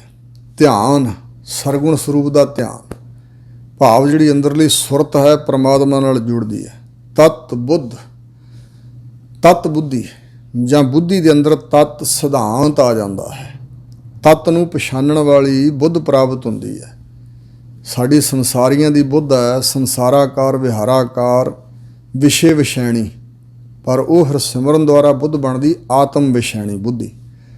ਤਤ ਬੁੱਧੀ ਦੀ ਪ੍ਰਾਪਤੀ ਹੁੰਦੀ ਹੈ। ਬੁੱਧੀ ਅੰਦਰ ਤਤ ਆ ਜਾਂਦਾ ਹੈ। ਬੁੱਧੀ ਤਤ ਸਿਧਾਂਤ ਨੂੰ ਸਮਝਣ ਵਾਲੀ ਬਣ ਜਾਂਦੀ। ਪ੍ਰਭ ਕੈ ਸਿਮਰਨ ਜਪ ਤਪ ਪੂਜਾ। ਜੋ ਪ੍ਰਭੂ ਦਾ ਸਿਮਰਨ ਕਰਦਾ ਹੈ, ਪ੍ਰਭੂ ਦੇ ਸਿਮਰਨ ਦੁਆਰਾ ਸਾਰੇ ਜਪਾਂ ਦਾ ਫਲ, ਸਾਰੇ ਤਪਾਂ ਦਾ ਫਲ, ਹਰ ਪ੍ਰਕਾਰ ਦੀ ਪੂਜਾ ਦਾ ਫਲ, ਮਤਲਬ ਕਿ ਨਾ ਹੋਰ ਕੋਈ ਜਪ ਕਰਨ ਦੀ ਲੋੜ ਪਵੇਗੀ। ਜਿਨ੍ਹਾਂ ਦੀ ਪ੍ਰਾਪਤੀ ਵਾਸਤੇ, ਜਿਨ੍ਹਾਂ ਪਦਾਰਥਾਂ ਦੀ ਪ੍ਰਾਪਤੀ ਲਈ, ਜਿਨ੍ਹਾਂ ਸ਼ਕਤੀਆਂ ਲਈ, ਪਰਲੋਕ ਦੇ ਸੁੱਖਾਂ ਲਈ ਹੋਰ ਜਪ ਲੋਕ ਕਰਦੇ ਨੇ, ਉਹ ਸਭ ਕੁਛ ਵੈਸੇ ਹੀ ਮਿਲ ਜਾਏਗਾ। ਤਪ, ਤਪੱਸਿਆ, ਬੜਾ ਕੁਛ ਲੋਕ ਕਰਦੇ ਤਪੱਸਿਆ, ਸਾਧਨਾ, ਪੁੱਠੇ ਲਟਕਣਾ, ਜਲ ਧਾਰੇ ਕਰਨੇ ਅਨੇਕਾਂ ਤਰ੍ਹਾਂ। ਪੂਜਾ, ਦੇਵ ਪੂਜਾ ਲੋਕ ਕਰਦੇ ਨੇ ਅਨੇਕਾਂ ਤਰ੍ਹਾਂ ਦੀ। ਹਜ਼ੂਰ ਕਹਿੰਦੇ ਨੇ ਇਹ ਵਾਹਿਗੁਰੂ ਦੇ ਸਿਮਰਨ ਦੁਆਰਾ ਸਭ ਕੁਛ ਹੀ ਮਿਲ ਜਾਏਗਾ। ਕੋਈ ਜਪ, ਕੋਈ ਤਪ, ਕੋਈ ਪੂਜਾ ਕਰਨ ਦੀ ਲੋੜ ਨਹੀਂ ਰਹੇਗੀ। ਪ੍ਰਭ ਕੈ ਸਿਮਰਨ ਬਿਨਸੈ ਦੂਜਾ। ਦੋ ਤਰ੍ਹਾਂ ਨਾਲ ਅਰਥ ਕੀਤਾ ਵਿਦਵਾਨਾਂ ਨੇ। ਪ੍ਰਭੂ ਦੇ ਸਿਮਰਨ ਦੁਆਰਾ ਹੋਰ ਕਿਸੇ ਦੂਜੇ ਦਾ ਖਿਆਲ ਹੀ ਬਿਨਸ ਜਾਂਦਾ ਕਿ ਹੋਰ ਵੀ ਕੋਈ ਦੂਜਾ ਪਰਮਾਤਮਾ ਦਾ ਸ਼ਰੀਕ, ਕੋਈ ਸ਼ਕਤੀਵਾਨ ਹੈ ਜਿਹਦਾ ਸਿਮਰਨ ਕਰੀਏ। ਇਹ ਦੂਜਾ ਖਿਆਲ ਬਿਨਸ ਜਾਂਦਾ। ਅਤੇ ਦੂਜਾ ਅਰਥ ਹੈ ਜਿਹੜਾ ਦੂਜਾਇਗੀ ਹੈ ਸਾਡੇ ਅੰਦਰ, ਦੁਬਿਧਾ ਹੈ, ਦੁਚਿੱਤਾਪਣਾ ਹੈ, ਜਾਂ ਦੂਜਾ ਭਾਵ ਹੈ ਜਿਹੜਾ ਵਾਹਿਗੁਰੂ ਤੋਂ ਛੁੱਟ ਹੋਰ ਪਦਾਰਥਾਂ ਨਾਲ ਜਿਹੜਾ ਪ੍ਰੇਮ ਹੋਣਾ, ਇਹ ਦੂਜਾ ਭਾਵ ਵੀ ਬਿਨਸ ਜਾਂਦਾ ਹੈ। ਪ੍ਰਭੂ ਦੇ ਸਿਮਰਨ ਦੁਆਰਾ ਐਸਾ ਗਿਆਨ ਹੁੰਦਾ, ਮਾਇਆ ਪਦਾਰਥ ਤੁੱਛ ਪ੍ਰਤੀਤ ਹੁੰਦੇ ਨੇ, ਅਤੇ ਇਸ ਕਰਕੇ ਜਿਹੜਾ ਦੂਜਾ ਭਾਵ ਹੈ ਇਹ ਬਿਨਸ ਜਾਂਦਾ ਹੈ। ਪ੍ਰਭ ਕੈ ਸਿਮਰਨ ਤੀਰਥ ਇਸਨਾਨੀ।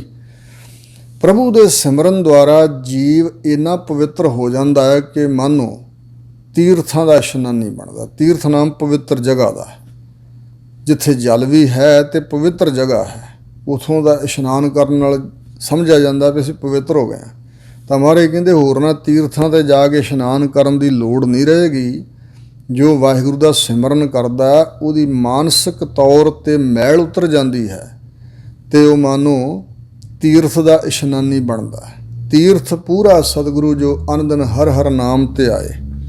ਤੀਰਥ ਨਹਾਵਣ ਜਾਓ, ਤੀਰਥ ਨਾਮ ਹੈ, ਤੀਰਥ ਸ਼ਬਦ ਵਿਚਾਰ ਅੰਤਰ ਗਿਆਨ ਹੈ। ਸੋ ਇਸ ਤਰ੍ਹਾਂ ਦਾ ਉਹ ਤੀਰਥ ਤੇ ਨਹਾਉਣ ਵਾਲਾ, ਇਸ਼ਨਾਨ ਕਰਨ ਵਾਲਾ ਇਸ਼ਨਾਨੀ ਬਣ ਜਾਂਦਾ। ਪ੍ਰਭ ਕੈ ਸਿਮਰਨ ਦਰਗਹਿ ਮਾਨੀ।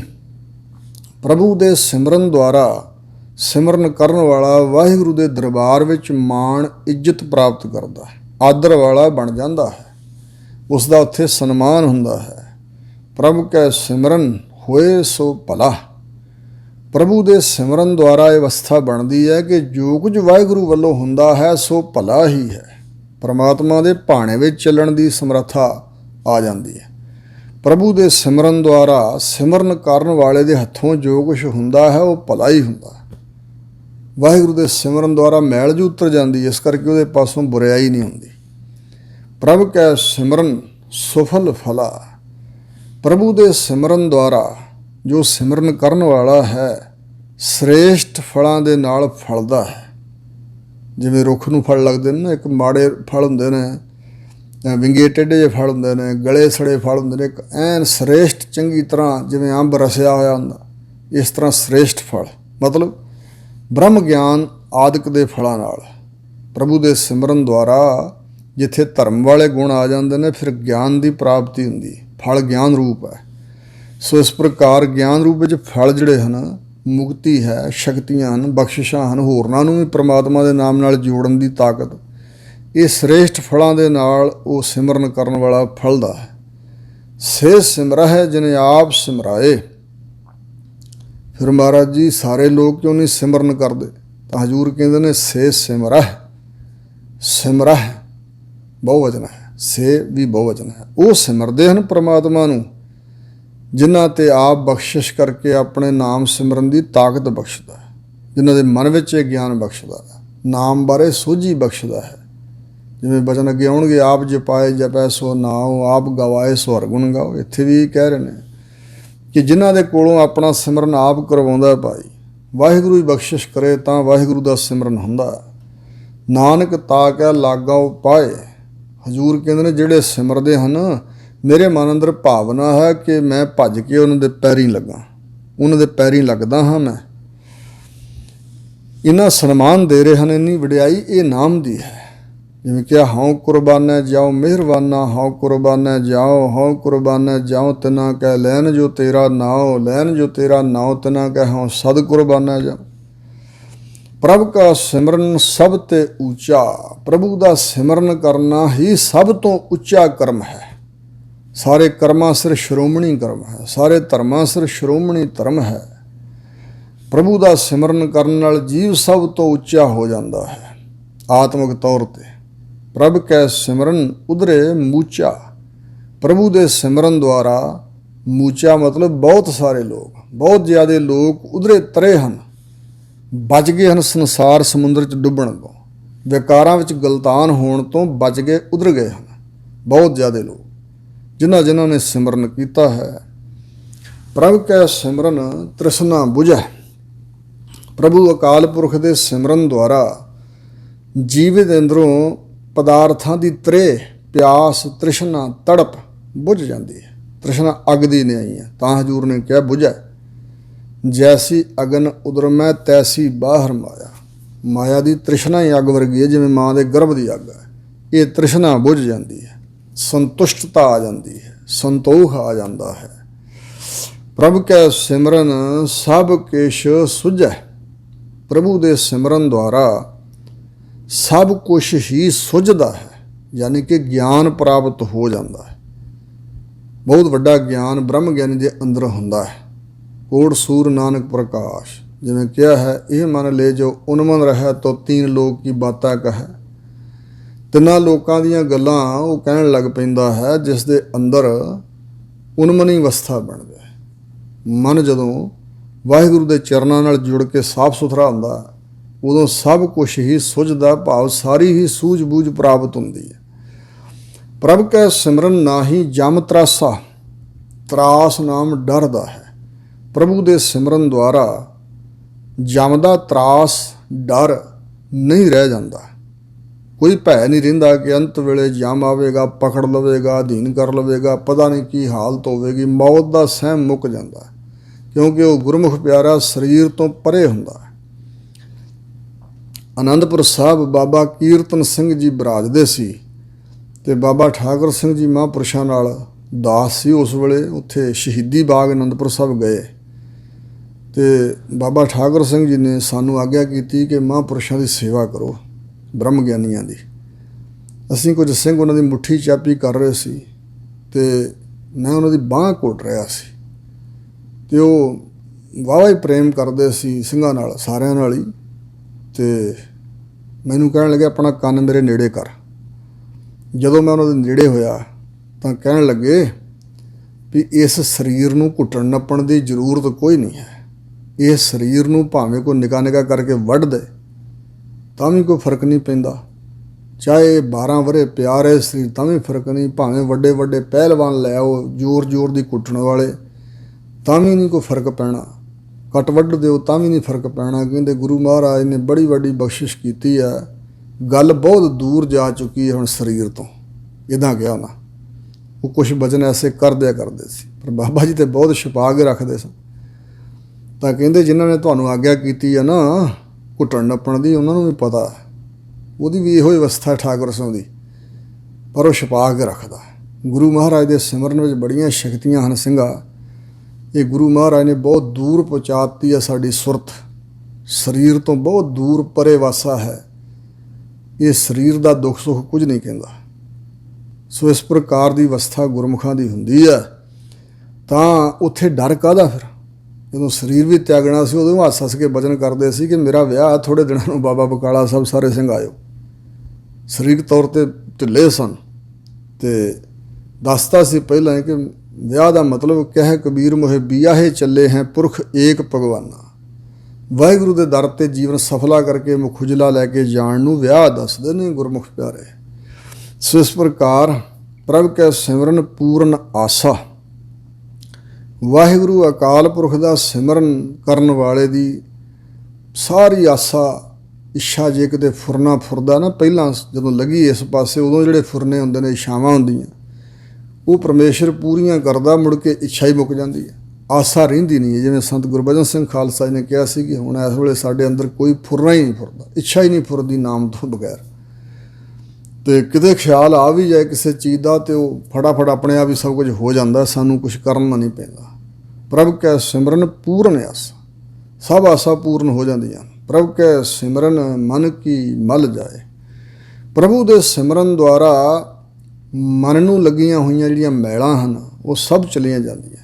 ਮਨ ਦੀ ਮੈਲ 5 ਪ੍ਰਕਾਰ ਦੀ ਸਤਿਗੁਰਾਂ ਦੱਸੀ ਹੈ। ਸ਼ਲੰਗ ਸ਼ਿਦਰੰਗ ਕੋਟ ਬਿਗਨੰ ਅਪਰਾਧੰ ਕਿਲਵਿਖ ਮਲੰਗ। ਛੋਟੇ ਵੱਡੇ ਪਾਪਾਂ ਦੀ, ਗੁਨਾਹਾਂ ਦੀ ਮੈਲ ਮਨ ਨੂੰ, ਤਾਂ ਹੀ ਬੁਰੇ ਫੁਰਨੇ ਸਾਨੂੰ ਫੁਰਦੇ ਨੇ। ਜੇ ਮੈਲ ਨਾ ਹੋਵੇ ਫਿਰ ਫੁਰਨੇ ਨਹੀਂ ਮਾੜੇ ਆਉਣਗੇ। ਇਹ ਜਿਹੜੀ ਮਨ ਨੂੰ ਮੈਲ ਲੱਗੀ ਹੈ ਇਹ ਬਾਹਰ ਦੇ ਧੋਣ ਨਾਲ ਉਤਰਦੀ ਨਹੀਂ ਹੈ। ਵਾਹਿਗੁਰੂ ਦਾ ਸਿਮਰਨ ਕਰਨ ਨਾਲ ਹੀ ਭਰੀਐ ਮਤ ਪਾਪਾ ਕੈ ਸੰਗ ਹੋ ਧੋਪੈ ਨਾਵੈ ਕੈ ਰੰਗ।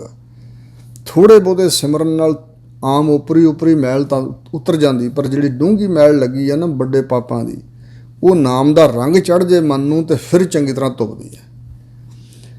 ਅੰਮ੍ਰਿਤ ਨਾਮ ਰਿਦ ਮਾਹੇ ਸਮਾਏ। ਜਦੋਂ ਮਨ ਦੀ ਮੈਲ ਲੱਥ ਜਾਂਦੀ ਹੈ ਫਿਰ ਅਮਰ ਕਰਨ ਵਾਲਾ ਵਾਹਿਗੁਰੂ ਜੀ ਦਾ ਨਾਮ ਹਿਰਦੇ ਅੰਦਰ ਸਮਾ ਹੀ ਜਾਂਦਾ। ਮਨ ਨਾਮ ਵਿੱਚ ਤੇ ਨਾਮ ਹਿਰਦੇ ਦੇ ਅੰਦਰ, ਮਨ ਦੇ ਅੰਦਰ ਸਮਾਇਆ ਹੁੰਦਾ। ਪ੍ਰਭ ਜੀ ਬਸਾ ਹੈ ਸਾਧ ਕੀ ਰਸਨਾ। ਜਿਹੜਾ ਉਸ ਅਵਸਥਾ ਵਾਲਾ ਵਿਅਕਤੀ ਹੈ ਨਾ ਸਾਧੂ, ਉਸ ਸਾਧ ਦੀ ਰਸਨਾ ਤੇ ਪ੍ਰਭੂ ਅਕਾਲ ਪੁਰਖ ਜੀ ਵਸਦੇ ਨੇ। ਤਾਂ ਹੀ ਐਸਾ ਹੁੰਦਾ ਜਿਹੜਾ ਬਹੁਤਾ ਸਿਮਰਨ ਕਰਕੇ ਉੱਚੀ ਅਵਸਥਾ 'ਚ ਪਹੁੰਚਿਆ, ਸੁਤੇ ਸਿੱਧ ਉਹਦੇ ਮੁਖ ਤੋਂ ਬਚਨ ਜਿਹੜਾ ਹੁੰਦਾ ਉਹ ਪੂਰਾ ਹੁੰਦਾ, ਕਿਉਂਕਿ ਪ੍ਰਭੂ ਦਾ ਵਾਸਾ ਉਹਦੀ ਰਸਨਾ 'ਤੇ। ਹਜ਼ੂਰ ਕਹਿ ਰਹੇ ਨੇ ਰੱਬ ਦੇ ਸੰਤ ਦੇ ਹਿਰਦੇ 'ਚ, ਨੇਤਰਾਂ ਵਿੱਚ ਅਤੇ ਜੀਭ 'ਤੇ ਇੰਝ ਸਮਝੋਗੇ ਪ੍ਰਮਾਤਮਾ ਦਾ ਵਾਸਾ ਹੁੰਦਾ। ਜਿਵੇਂ ਭਾਈ ਲੱਖੂ ਜਿਹੜਾ ਸੀ ਉਹਦੀ ਰਸਨਾ ਤੋਂ ਬਚਨ ਨਿਕਲਣ ਕਰਕੇ ਬੁੱਧੂ ਦਾ ਆਵਾ ਕਚਿਆ ਰਹਿ ਗਿਆ ਅਤੇ ਸਤਿਗੁਰਾਂ ਦੀ ਸ਼ਰਨ ਆਇਆ ਸੀ ਕਿ ਮਹਾਰਾਜ ਤੁਸੀਂ ਬਚਨ ਕੀਤਾ ਸੀ ਲੰਗਰ ਛਕਾਈ ਸੰਗਤਾਂ ਨੂੰ, ਧਿਆਨ ਰੱਖੀ ਹਰ ਇੱਕ ਨੂੰ ਬਰਾਬਰ ਵਰਤਾਈ, ਕੋਈ ਭੁੱਖਾ ਨਹੀਂ ਜਾਣਾ ਚਾਹੀਦਾ। ਇੰਝ ਕਿਹਾ ਸਤਿਗੁਰਾਂ ਨੇ। ਅਤੇ ਤੁਸੀਂ ਕਿਹਾ ਸੀ ਲੰਗਰ ਕਰੀ ਸਿੱਖਾਂ ਦਾ ਸੰਗਤ ਦਾ ਅਤੇ ਆਵਾ ਤੇਰਾ ਪੱਕ ਜਾਏਗਾ, ਮੈਂ ਤਾਂ ਕਰਜ਼ਾ ਚੁੱਕਿਆ ਸੀ। ਤਾਂ ਮਹਾਰਾਜ ਕਹਿੰਦੇ ਕਿਸੇ ਸਿੱਖ ਦੀ ਨਾਰਾਜ਼ਗੀ ਲਈ ਹੋਵੇਗੀ। ਕਹਿਣ ਲੱਗਾ ਜੀ ਕਿ ਲੱਖੂ ਮਸਤਾਨਾ ਜਿਹਾ ਜਦੋਂ ਲੰਗਰ ਵਰਤ ਚੁੱਕਾ ਅਰਦਾਸ ਹੋ ਰਹੀ ਸੀ ਉਦੋਂ ਆਇਆ ਸੀ, ਤਾਂ ਉਹਨੇ ਕਿਹਾ ਸੀ ਵੀ ਆਵਾ ਕੱਚਾ ਹੀ ਰਹੇਗਾ। ਤਾਂ ਗੁਰੂ ਮਹਾਰਾਜ ਕਹਿੰਦੇ ਉਹਨੂੰ ਤੂੰ ਮਸਤਾਨਾ ਦਵਾਨਾ ਜਿਹਾ ਗਰੀਬ ਜਿਹਾ ਸਮਝ ਕੇ ਪ੍ਰਸ਼ਾਦਾ ਨਹੀਂ ਛਕਾਇਆ, ਉਹਦੀ ਰਸਨਾ ਦੇ ਸਾਡਾ ਵਾਸਾ ਸੀ, ਅਸੀਂ ਭੋਜਨ ਮੰਗਿਆ ਸੀ, ਤੂੰ ਨਹੀਂ ਛਕਾਇਆ, ਫਿਰ ਉਦੋਂ ਬਚਨ ਹੋ ਗਿਆ। ਸੋ ਫਿਰ ਜਾ ਹੁਣ ਸ਼ਰਨ ਆ ਗਿਆ, ਪੱਕੀਆਂ ਕੱਚੀਆਂ ਇੱਟਾਂ ਪੱਕੀਆਂ ਦੇ ਭਾਅ ਵਿਕ ਜਾਣਗੀਆਂ। ਤਾਂ ਫਿਰ ਉਹ ਬੁੱਧੂ ਦਾ ਆਵਾ ਕੱਚਾ ਜਿਹੜਾ ਕਹਿੰਦੇ ਬੁੱਧੂ ਦਾ ਆਵਾ ਜਿਵੇਂ ਲਾਹੌਰ ਨਿਸ਼ਾਨੀਆਂ ਉਹਦੀਆਂ ਹਨ, ਉਹ ਫਿਰ ਸਮਣ ਬੁਰਜ ਦੀ ਕੰਧ ਠੱਠੀ ਸੀ ਅਤੇ ਪਾਤਸ਼ਾਹੀ ਬੰਦਿਆਂ ਨੂੰ ਇੱਟਾਂ ਦੀ ਲੋੜ ਪਈ, ਕਿਧਰੋਂ ਨਹੀਂ ਸੀ ਮਿਲਦੀਆਂ। ਫਿਰ ਕੱਚੀਆਂ ਇੱਟਾਂ ਪੱਕੀਆਂ ਦੇ ਭਾਅ ਵਿਕੀਆਂ ਸਨ ਬੁੱਧੂ ਦੀਆਂ। ਅਤੇ ਇਸ ਪ੍ਰਕਾਰ ਭਾਈ ਗੁਰਦਾਸ ਨੇ ਲਿਖਿਆ ਹੈ, ਬੁੱਧੂ ਮਹਿਤਾ ਜਾਣੀਐ ਕੁਲ ਘੁਮਿਆਰ ਭਗਤ ਨਿਰੰਕਾਰੀ, ਲੱਖੂ ਵਿੱਚ ਪਟੋਲੀਆ ਭਾਈ ਲੱਧਾ ਪਰਉਪਕਾਰੀ। ਇਹ ਤਿੰਨਾਂ ਸਿੱਖਾਂ ਦੇ ਨਾਮ ਉੱਥੇ ਆਏ ਨੇ ਭਾਈ ਗੁਰਦਾਸ ਦੀਆਂ ਵਾਰਾਂ 'ਚ। ਇਸ ਪ੍ਰਕਾਰ ਪ੍ਰਭ ਜੀ ਬਸਹਿ ਸਾਧ ਕੀ ਰਸਨਾ, ਪ੍ਰਭੂ ਅਕਾਲ ਪੁਰਖ ਜੀ ਸਾਧੂ ਜਨਾਂ ਦੀ ਰਸਨਾ 'ਤੇ ਵਸਦੇ ਨੇ। ਨਾਨਕ ਜਨ ਕਾ ਦਾਸਨ ਦਸਨਾ, ਸ਼੍ਰੀ ਗੁਰੂ ਅਰਜਨ ਦੇਵ ਮਹਾਰਾਜ ਕਹਿੰਦੇ ਜਿਹੜੇ ਐਸੇ ਸੰਤ ਨੇ ਨਾ ਸਾਧੂ ਜਨ, ਉਹਨਾਂ ਜਨਾਂ ਦੇ ਜਿਹੜੇ ਦਾਸ ਨੇ ਗੜਵਈ ਸੇਵਕ, ਮੈਂ ਉਹਨਾਂ ਦਾ ਦਾਸ ਹਾਂ। ਸਤਿਗੁਰੂ ਮਹਾਰਾਜ ਸਾਨੂੰ ਨਿਮਰਤਾ ਸਿਖਾ ਰਹੇ ਨੇ ਕਿ ਵਾਹਿਗੁਰੂ ਅਕਾਲ ਪੁਰਖ ਦੇ ਜੋ ਸੇਵਕ ਹਨ ਉਹਨਾਂ ਦੇ ਸੇਵਕਾਂ ਦਾ ਸੇਵਕ ਹਾਂ ਮੈਂ। ਭਾਵ ਇੰਜ ਬਣ ਕੇ ਰਹਿਣਾ ਚਾਹੀਦਾ, ਵੱਡੇ ਨਹੀਂ ਸਮਝਣਾ ਚਾਹੀਦਾ ਕਦੇ ਵੀ ਆਪਣੇ ਆਪ ਨੂੰ।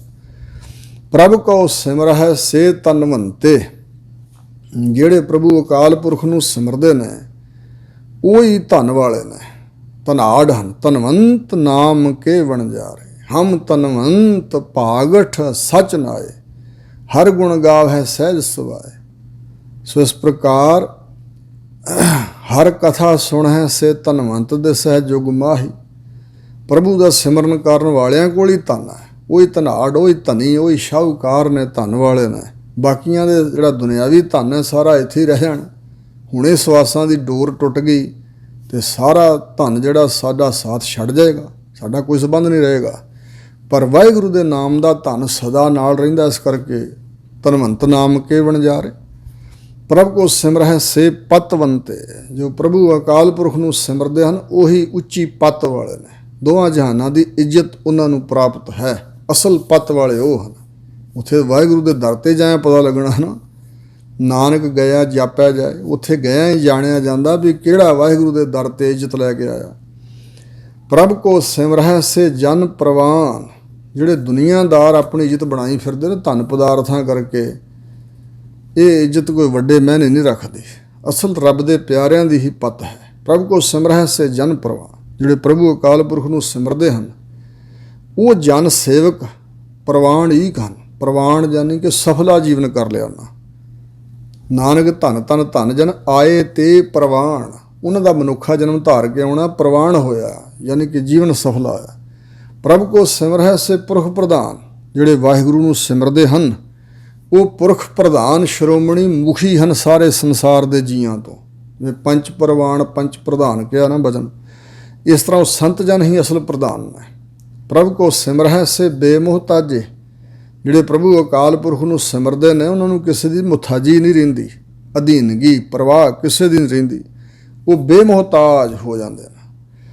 ਪ੍ਰਭ ਕੋ ਸਿਮਰਹਿ ਸੇ ਸਰਬ ਕੇ ਰਾਜੇ, ਜੋ ਪ੍ਰਭੂ ਅਕਾਲ ਪੁਰਖ ਨੂੰ ਸਿਮਰਦੇ ਨੇ ਉਹ ਸਾਰੇ ਸੰਸਾਰ ਦੇ ਜੀਆਂ ਦੇ ਰਾਜੇ ਹੁੰਦੇ ਨੇ। ਵੱਡੇ ਵੱਡੇ ਲੋਕ ਉਹਨਾਂ ਅੱਗੇ ਝੁਕਦੇ ਨੇ, ਝੁਕਣਾ ਪੈਂਦਾ ਲੋਕਾਂ ਨੂੰ।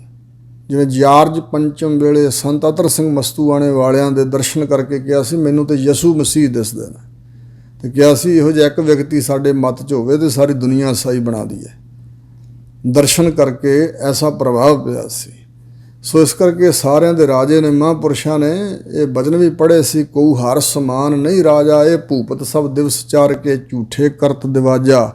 ਇਹਦੇ ਅੰਗਰੇਜ਼ੀ ਵਿੱਚ ਅਰਥ ਵੀ ਉਹਨੂੰ ਸਮਝਾਏ ਸੀ, ਉਹ ਮੰਨਿਆ ਸੀ, ਝੁਕਿਆ ਸੀ। ਸੋ ਇਸ ਪ੍ਰਕਾਰ ਜਿਹੜੇ ਵਾਹਿਗੁਰੂ ਨੂੰ ਸਿਮਰਨ ਕਰਨ ਵਾਲੇ ਨੇ ਨਾ, ਯਾਦ ਕਰਨ ਵਾਲੇ, ਸਾਰੇ ਸ੍ਰਿਸ਼ਟੀ ਦੇ ਜੀਆਂ ਦੇ ਰਾਜੇ ਨੇ ਮੰਨੋ, ਕਿਉਂਕਿ ਰੱਜੇ ਹੋਏ ਹਨ।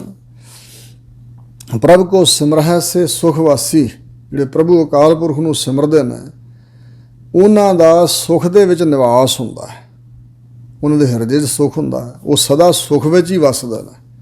ਪ੍ਰਭ ਕੋ ਸਿਮਰਹਿ ਸਦਾ ਅਬਿਨਾਸੀ, ਜੋ ਵਾਹਿਗੁਰੂ ਦਾ ਸਿਮਰਨ ਕਰਦੇ ਨੇ ਸਦਾ ਵਾਸਤੇ ਅਮਰ ਹੋ ਜਾਂਦੇ ਨੇ। ਅਬਿਨਾਸੀ ਨਾਸ ਤੁਰੈ, ਜਿਵੇਂ ਪ੍ਰਮਾਤਮਾ ਅਬਿਨਾਸੀ ਹੈ, ਥਿਰ ਪਾਰ ਬ੍ਰਹਮ ਪਰਮੇਸ਼ਰੋ ਸੇਵਕ ਥਿਰ ਹੋਸੀ, ਸਦਾ ਵਾਸਤੇ ਅਬਿਨਾਸੀ ਬਣ ਜਾਂਦੇ ਨੇ।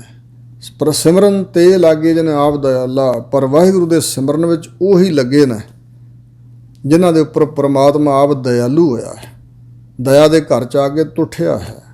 ਨਾਨਕ ਜਨ ਕੀ ਮੰਗੈ ਰਵਾਲਾ। ਸ੍ਰੀ ਗੁਰੂ ਅਰਜਨ ਦੇਵ ਮਹਾਰਾਜ ਫਰਮਾਉਂਦੇ ਨੇ ਕਿ ਅਸੀਂ ਉਸ ਜਨ ਸੇਵਕ ਭਗਤ ਦੀ ਰਵਾਲਾ ਚਰਨ ਧੂੜ ਮੰਗਦੇ ਹਾਂ। ਪ੍ਰਭ ਕੋ ਸਿਮਰਹਿ ਸੇ ਪਰਉਪਕਾਰੀ। ਜੋ ਵਾਹਿਗੁਰੂ ਅਕਾਲ ਪੁਰਖ ਦਾ ਸਿਮਰਨ ਕਰਨ ਵਾਲੇ ਨੇ ਉਹ ਪਰਾਇਆ ਭਲਾ ਕਰਨ ਲੱਗ ਪੈਂਦੇ ਨੇ, ਦੂਜਿਆਂ ਦਾ ਭਲਾ ਕਰਨ ਵਾਲੇ, ਦੂਜਿਆਂ 'ਤੇ ਉਪਕਾਰ ਕਰਨ ਵਾਲੇ ਬਣ ਜਾਂਦੇ ਨੇ। ਕੇਵਲ ਆਪਣੇ ਬਾਰੇ ਨਹੀਂ ਸੋਚਦੇ, ਹੋਰਨਾਂ ਬਾਰੇ ਵੀ ਸੋਚਦੇ। ਸੁਦੇ ਸਦ ਉਹਨਾਂ ਦੇ ਇੱਥੋਂ ਪਰਉਪਕਾਰ ਵਰਗੇ ਕਰਮ ਹੁੰਦੇ ਨੇ। ਪ੍ਰਭ ਕੋ ਸਿਮਰਹਿ ਤਿਨ ਸਦ ਬਲਿਹਾਰੀ। ਜੋ ਪ੍ਰਭੂ ਨੂੰ ਸਿਮਰਦੇ ਹਨ ਨਾ, ਹਜ਼ੂਰ ਕਹਿੰਦੇ ਉਹਨਾਂ ਤੋਂ ਸਦ ਸੈਂਕੜੇ ਵਾਰ, ਸਦ ਹਮੇਸ਼ਾ ਹਮੇਸ਼ਾ ਸਦੀਵੀ ਕਾਲ ਲਈ ਅਸੀਂ ਬਲਿਹਾਰ ਕੁਰਬਾਨ ਜਾਂਦੇ ਹਾਂ। ਪ੍ਰਭ ਕੋ ਸਿਮਰਹਿ ਸੇ ਮੁਖ ਸੁਹਾਵੇ। ਜਿਹੜੇ ਵਾਹਿਗੁਰੂ ਨੂੰ ਸਿਮਰਦੇ ਹਨ ਉਹਨਾਂ ਦੇ ਮੁਖ ਬੜੇ ਸ਼ੋਭਨੀਕ ਸੋਹਣੇ ਨੇ। ਪ੍ਰਭ ਕੋ ਸਿਮਰਹਿ ਤਿਨ ਸੂਖ ਬਿਹਾਵੈ। ਜੋ ਪ੍ਰਭੂ ਅਕਾਲ ਪੁਰਖ ਦਾ ਸਿਮਰਨ ਕਰਦੇ ਹਨ ਤਿਨਾਂ ਦੀ ਸਾਰੀ ਜ਼ਿੰਦਗੀ ਉਮਰ ਸੁਖ ਦੇ ਵਿੱਚ ਹੀ ਬੀਤਦੀ ਹੈ, ਆਤਮਿਕ ਸੁਖ ਵਿੱਚ ਹੀ ਉਹ ਸਮਾਂ ਗੁਜ਼ਾਰਦੇ ਨੇ। ਪ੍ਰਭ ਕੋ ਸਿਮਰਹਿ ਤਿਨ ਆਤਮ ਜੀਤਾ। ਜੋ ਪ੍ਰਭੂ ਅਕਾਲ ਪੁਰਖ ਨੂੰ ਸਿਮਰਦੇ ਹਨ ਉਹਨਾਂ ਨੇ ਆਪਣੇ ਆਪ ਨੂੰ, ਆਪਣੇ ਮਨ ਨੂੰ ਜਿੱਤਿਆ ਹੈ।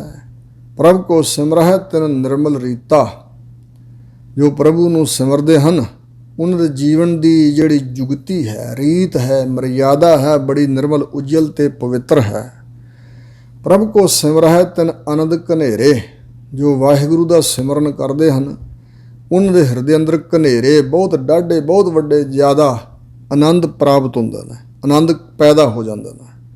ਪ੍ਰਭ ਕੋ ਸਿਮਰਹਿ ਬਸਹਿ ਹਰ ਨੇੜੇ।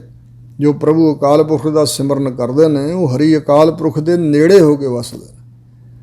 ਸਾਰੇ ਰੱਬ ਦੇ ਜੀਵ ਨੇ ਪਰ ਇੱਕ ਨੇੜੇ ਹਨ। ਕਰਮੀ ਆਪੋ ਆਪਣੀ ਕੇ ਨੇੜਾ ਕੇ ਦੂਰ। ਅਸੀਂ ਵਾਹਿਗੁਰੂ ਤੋਂ ਦੂਰ ਹਾਂ, ਪਰਮਾਤਮਾ ਦੂਰ ਨਹੀਂ ਵੈਸੇ, ਪਰ ਮਨ ਸਾਡਾ ਪਰਮਾਤਮਾ ਤੋਂ ਬਹੁਤ ਦੂਰ ਹੈ। ਉਹ ਰੱਬ ਦੇ ਪਿਆਰੇ ਮਨ ਕਰਕੇ ਪਰਮਾਤਮਾ ਦੇ ਬਿਲਕੁਲ ਨੇੜੇ ਵਸਦੇ ਨੇ। ਸੰਤ ਕਿਰਪਾ ਤੇ ਆਨੰਦਨ ਜਾਗ। ਸੰਤ ਸਤਿਗੁਰਾਂ ਦੀ ਕਿਰਪਾ ਕਰਕੇ, ਐਸੇ ਜਿਹੜੇ ਮਹਾਂਪੁਰਸ਼ ਨੇ ਸੰਤ ਜਨ, ਉਹਨਾਂ ਦੀ ਕਿਰਪਾ ਦ੍ਰਿਸ਼ਟੀ ਹੋਏ ਤੇ ਰਾਤ ਦਿਨ ਦੀ ਜਾਗ ਪ੍ਰਾਪਤ ਹੁੰਦੀ ਹੈ। ਦਿਨ ਰਾਤ ਸੁਚੇਤ ਹੋ ਜਾਈਦਾ, ਸਾਵਧਾਨ ਹੋ ਕੇ ਰਹੀਦਾ ਹੈ। ਨਾਨਕ ਸਿਮਰਨ ਪੂਰਾ ਭਾਗ।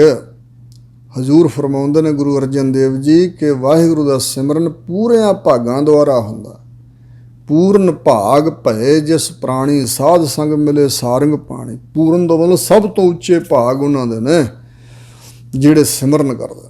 ਪ੍ਰਭ ਕੈ ਸਿਮਰਨ ਕਾਰਜ ਪੂਰੇ। ਪ੍ਰਭੂ ਦਾ ਸਿਮਰਨ ਕਰਨ ਕਰਕੇ ਸਾਰੇ ਕਾਰਜ ਪੂਰੇ ਹੋ ਜਾਂਦੇ ਨੇ, ਸਿਰੇ ਚੜ੍ਹਦੇ ਨੇ।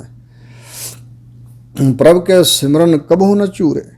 ਪ੍ਰਭੂ ਦਾ ਸਿਮਰਨ ਕਰਨ ਕਰਕੇ ਸਿਮਰਨ ਕਰਨ ਵਾਲਾ ਕਦੇ ਵੀ ਨਹੀਂ ਝੂਰਦਾ, ਉਹਨੂੰ ਝੂਰਨਾ ਨਹੀਂ ਪੈਂਦਾ। ਐਸੇ ਆਤਮ ਆਨੰਦ ਵਿੱਚ ਹੁੰਦਾ। ਝੱਜਾ ਝੂਰਨ ਮਿਟੈ ਤੁਮਾਰੋ। ਇਸ ਪ੍ਰਕਾਰ ਦੇ ਬਚਨ ਹਜ਼ੂਰ ਨੇ ਜਿਵੇਂ 52 ਅੱਖਰ 'ਚ ਕਹੇ ਨੇ। ਇਸ ਤਰ੍ਹਾਂ ਝੂਰਨਾ, ਸੋਗ ਵਿਆਪਣਾ, ਇਹ ਨਹੀਂ ਉਹਨਾਂ ਨੂੰ ਵਿਆਪਦਾ। ਪ੍ਰਭ ਕੈ ਸਿਮਰਨ ਹਰ ਗੁਣ ਬਾਣੀ।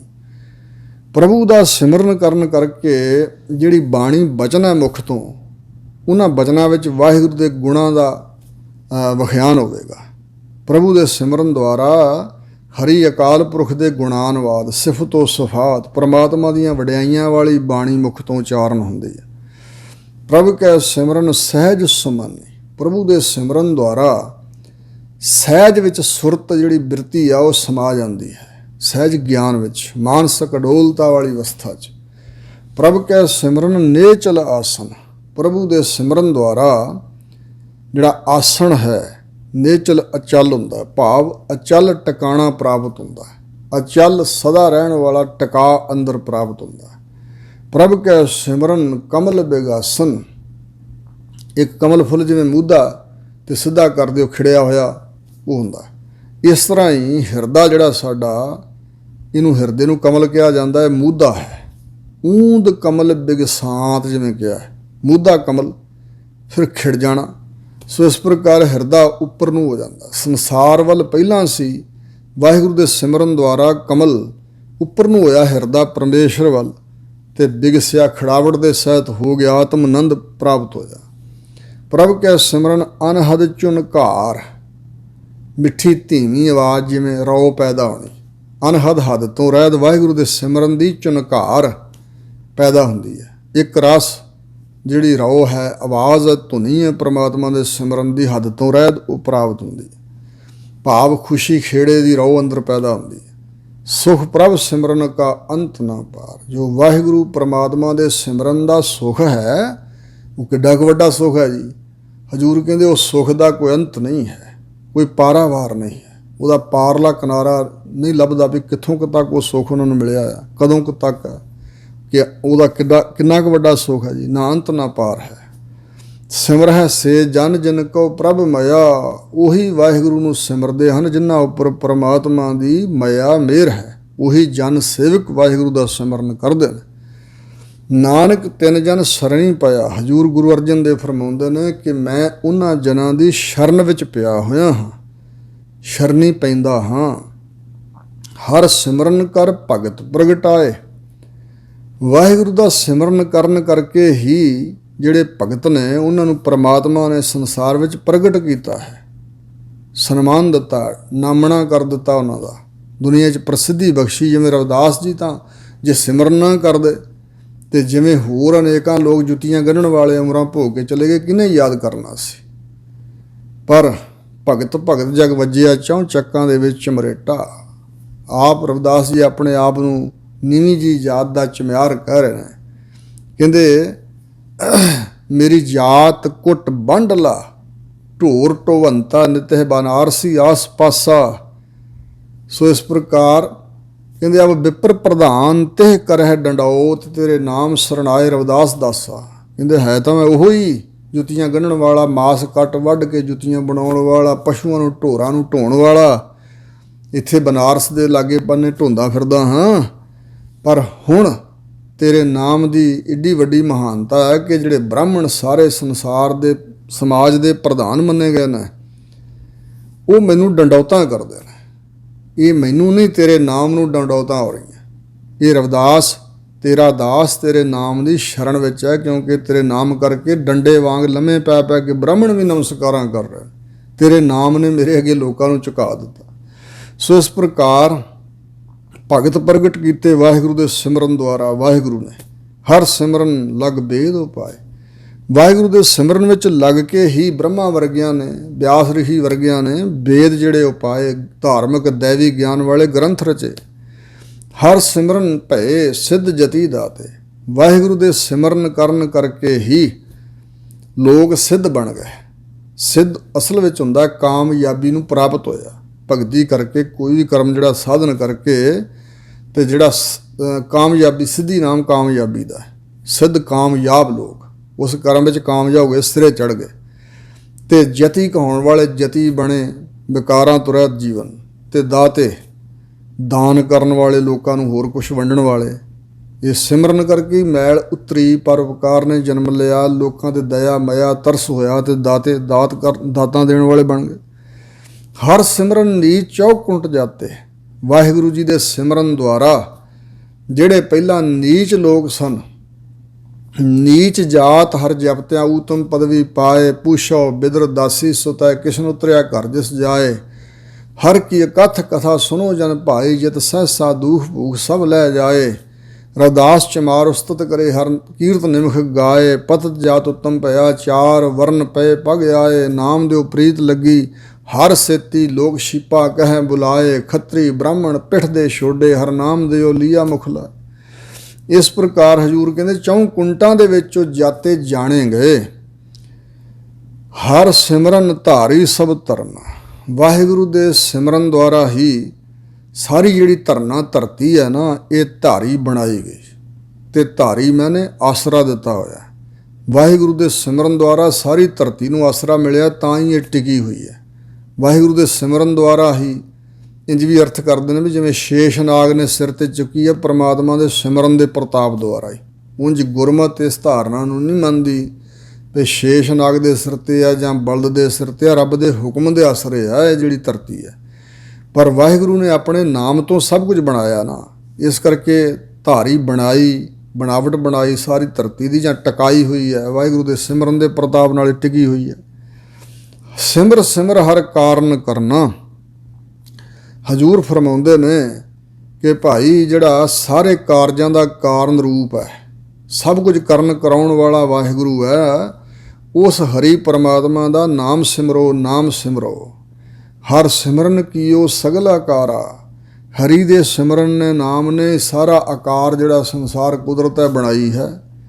ਹਰ ਸਿਮਰਨ ਮੈਂ ਆਪ ਨਿਰੰਕਾਰਾ। ਵਾਹਿਗੁਰੂ ਦੇ ਸਿਮਰਨ ਵਿੱਚ ਆਪ ਖੁਦ ਹੀ ਨਿਰੰਕਾਰ ਸਮਾਇਆ ਹੋਇਆ। ਜਿਵੇਂ ਰੱਬ ਦੇ ਪਿਆਰੇ ਦੱਸਦੇ ਨੇ ਭਈ ਨਿਰੰਕਾਰ ਤੇ ਸਤਿਗੁਰੂ ਵਿੱਚ ਕੋਈ ਅੰਤਰ ਨਹੀਂ। ਬਾਣੀ ਨਾਮ ਨਿਰੰਕਾਰ ਸਤਿਗੁਰੂ ਕੋਈ ਰੂਪ ਨੇ। ਪਰਮਾਤਮਾ ਵੀ ਸ਼ਬਦ ਰੂਪ, ਪ੍ਰਕਾਸ਼ ਰੂਪ, ਸਤਿਗੁਰੂ ਰੂਪ ਹੈ, ਕੋਈ ਅੰਤਰ ਨਹੀਂ ਹੈ। ਕਰ ਕਿਰਪਾ ਜਿਸ ਆਪ ਬੁਝਾਇਆ। ਆਪਣੀ ਕਿਰਪਾ ਕਰਕੇ ਜਿਸ ਦੇ ਤਾਈਂ ਆਪ ਬੁਝਾਇਆ, ਸਮਝਾਇਆ, ਸੋਝੀ ਬਖਸ਼ੀ, ਗਿਆਨ ਦਿੱਤਾ ਹੈ। ਨਾਨਕ ਗੁਰਮੁਖ ਹਰ ਸਿਮਰਨ ਤਨ ਪਾਇਆ।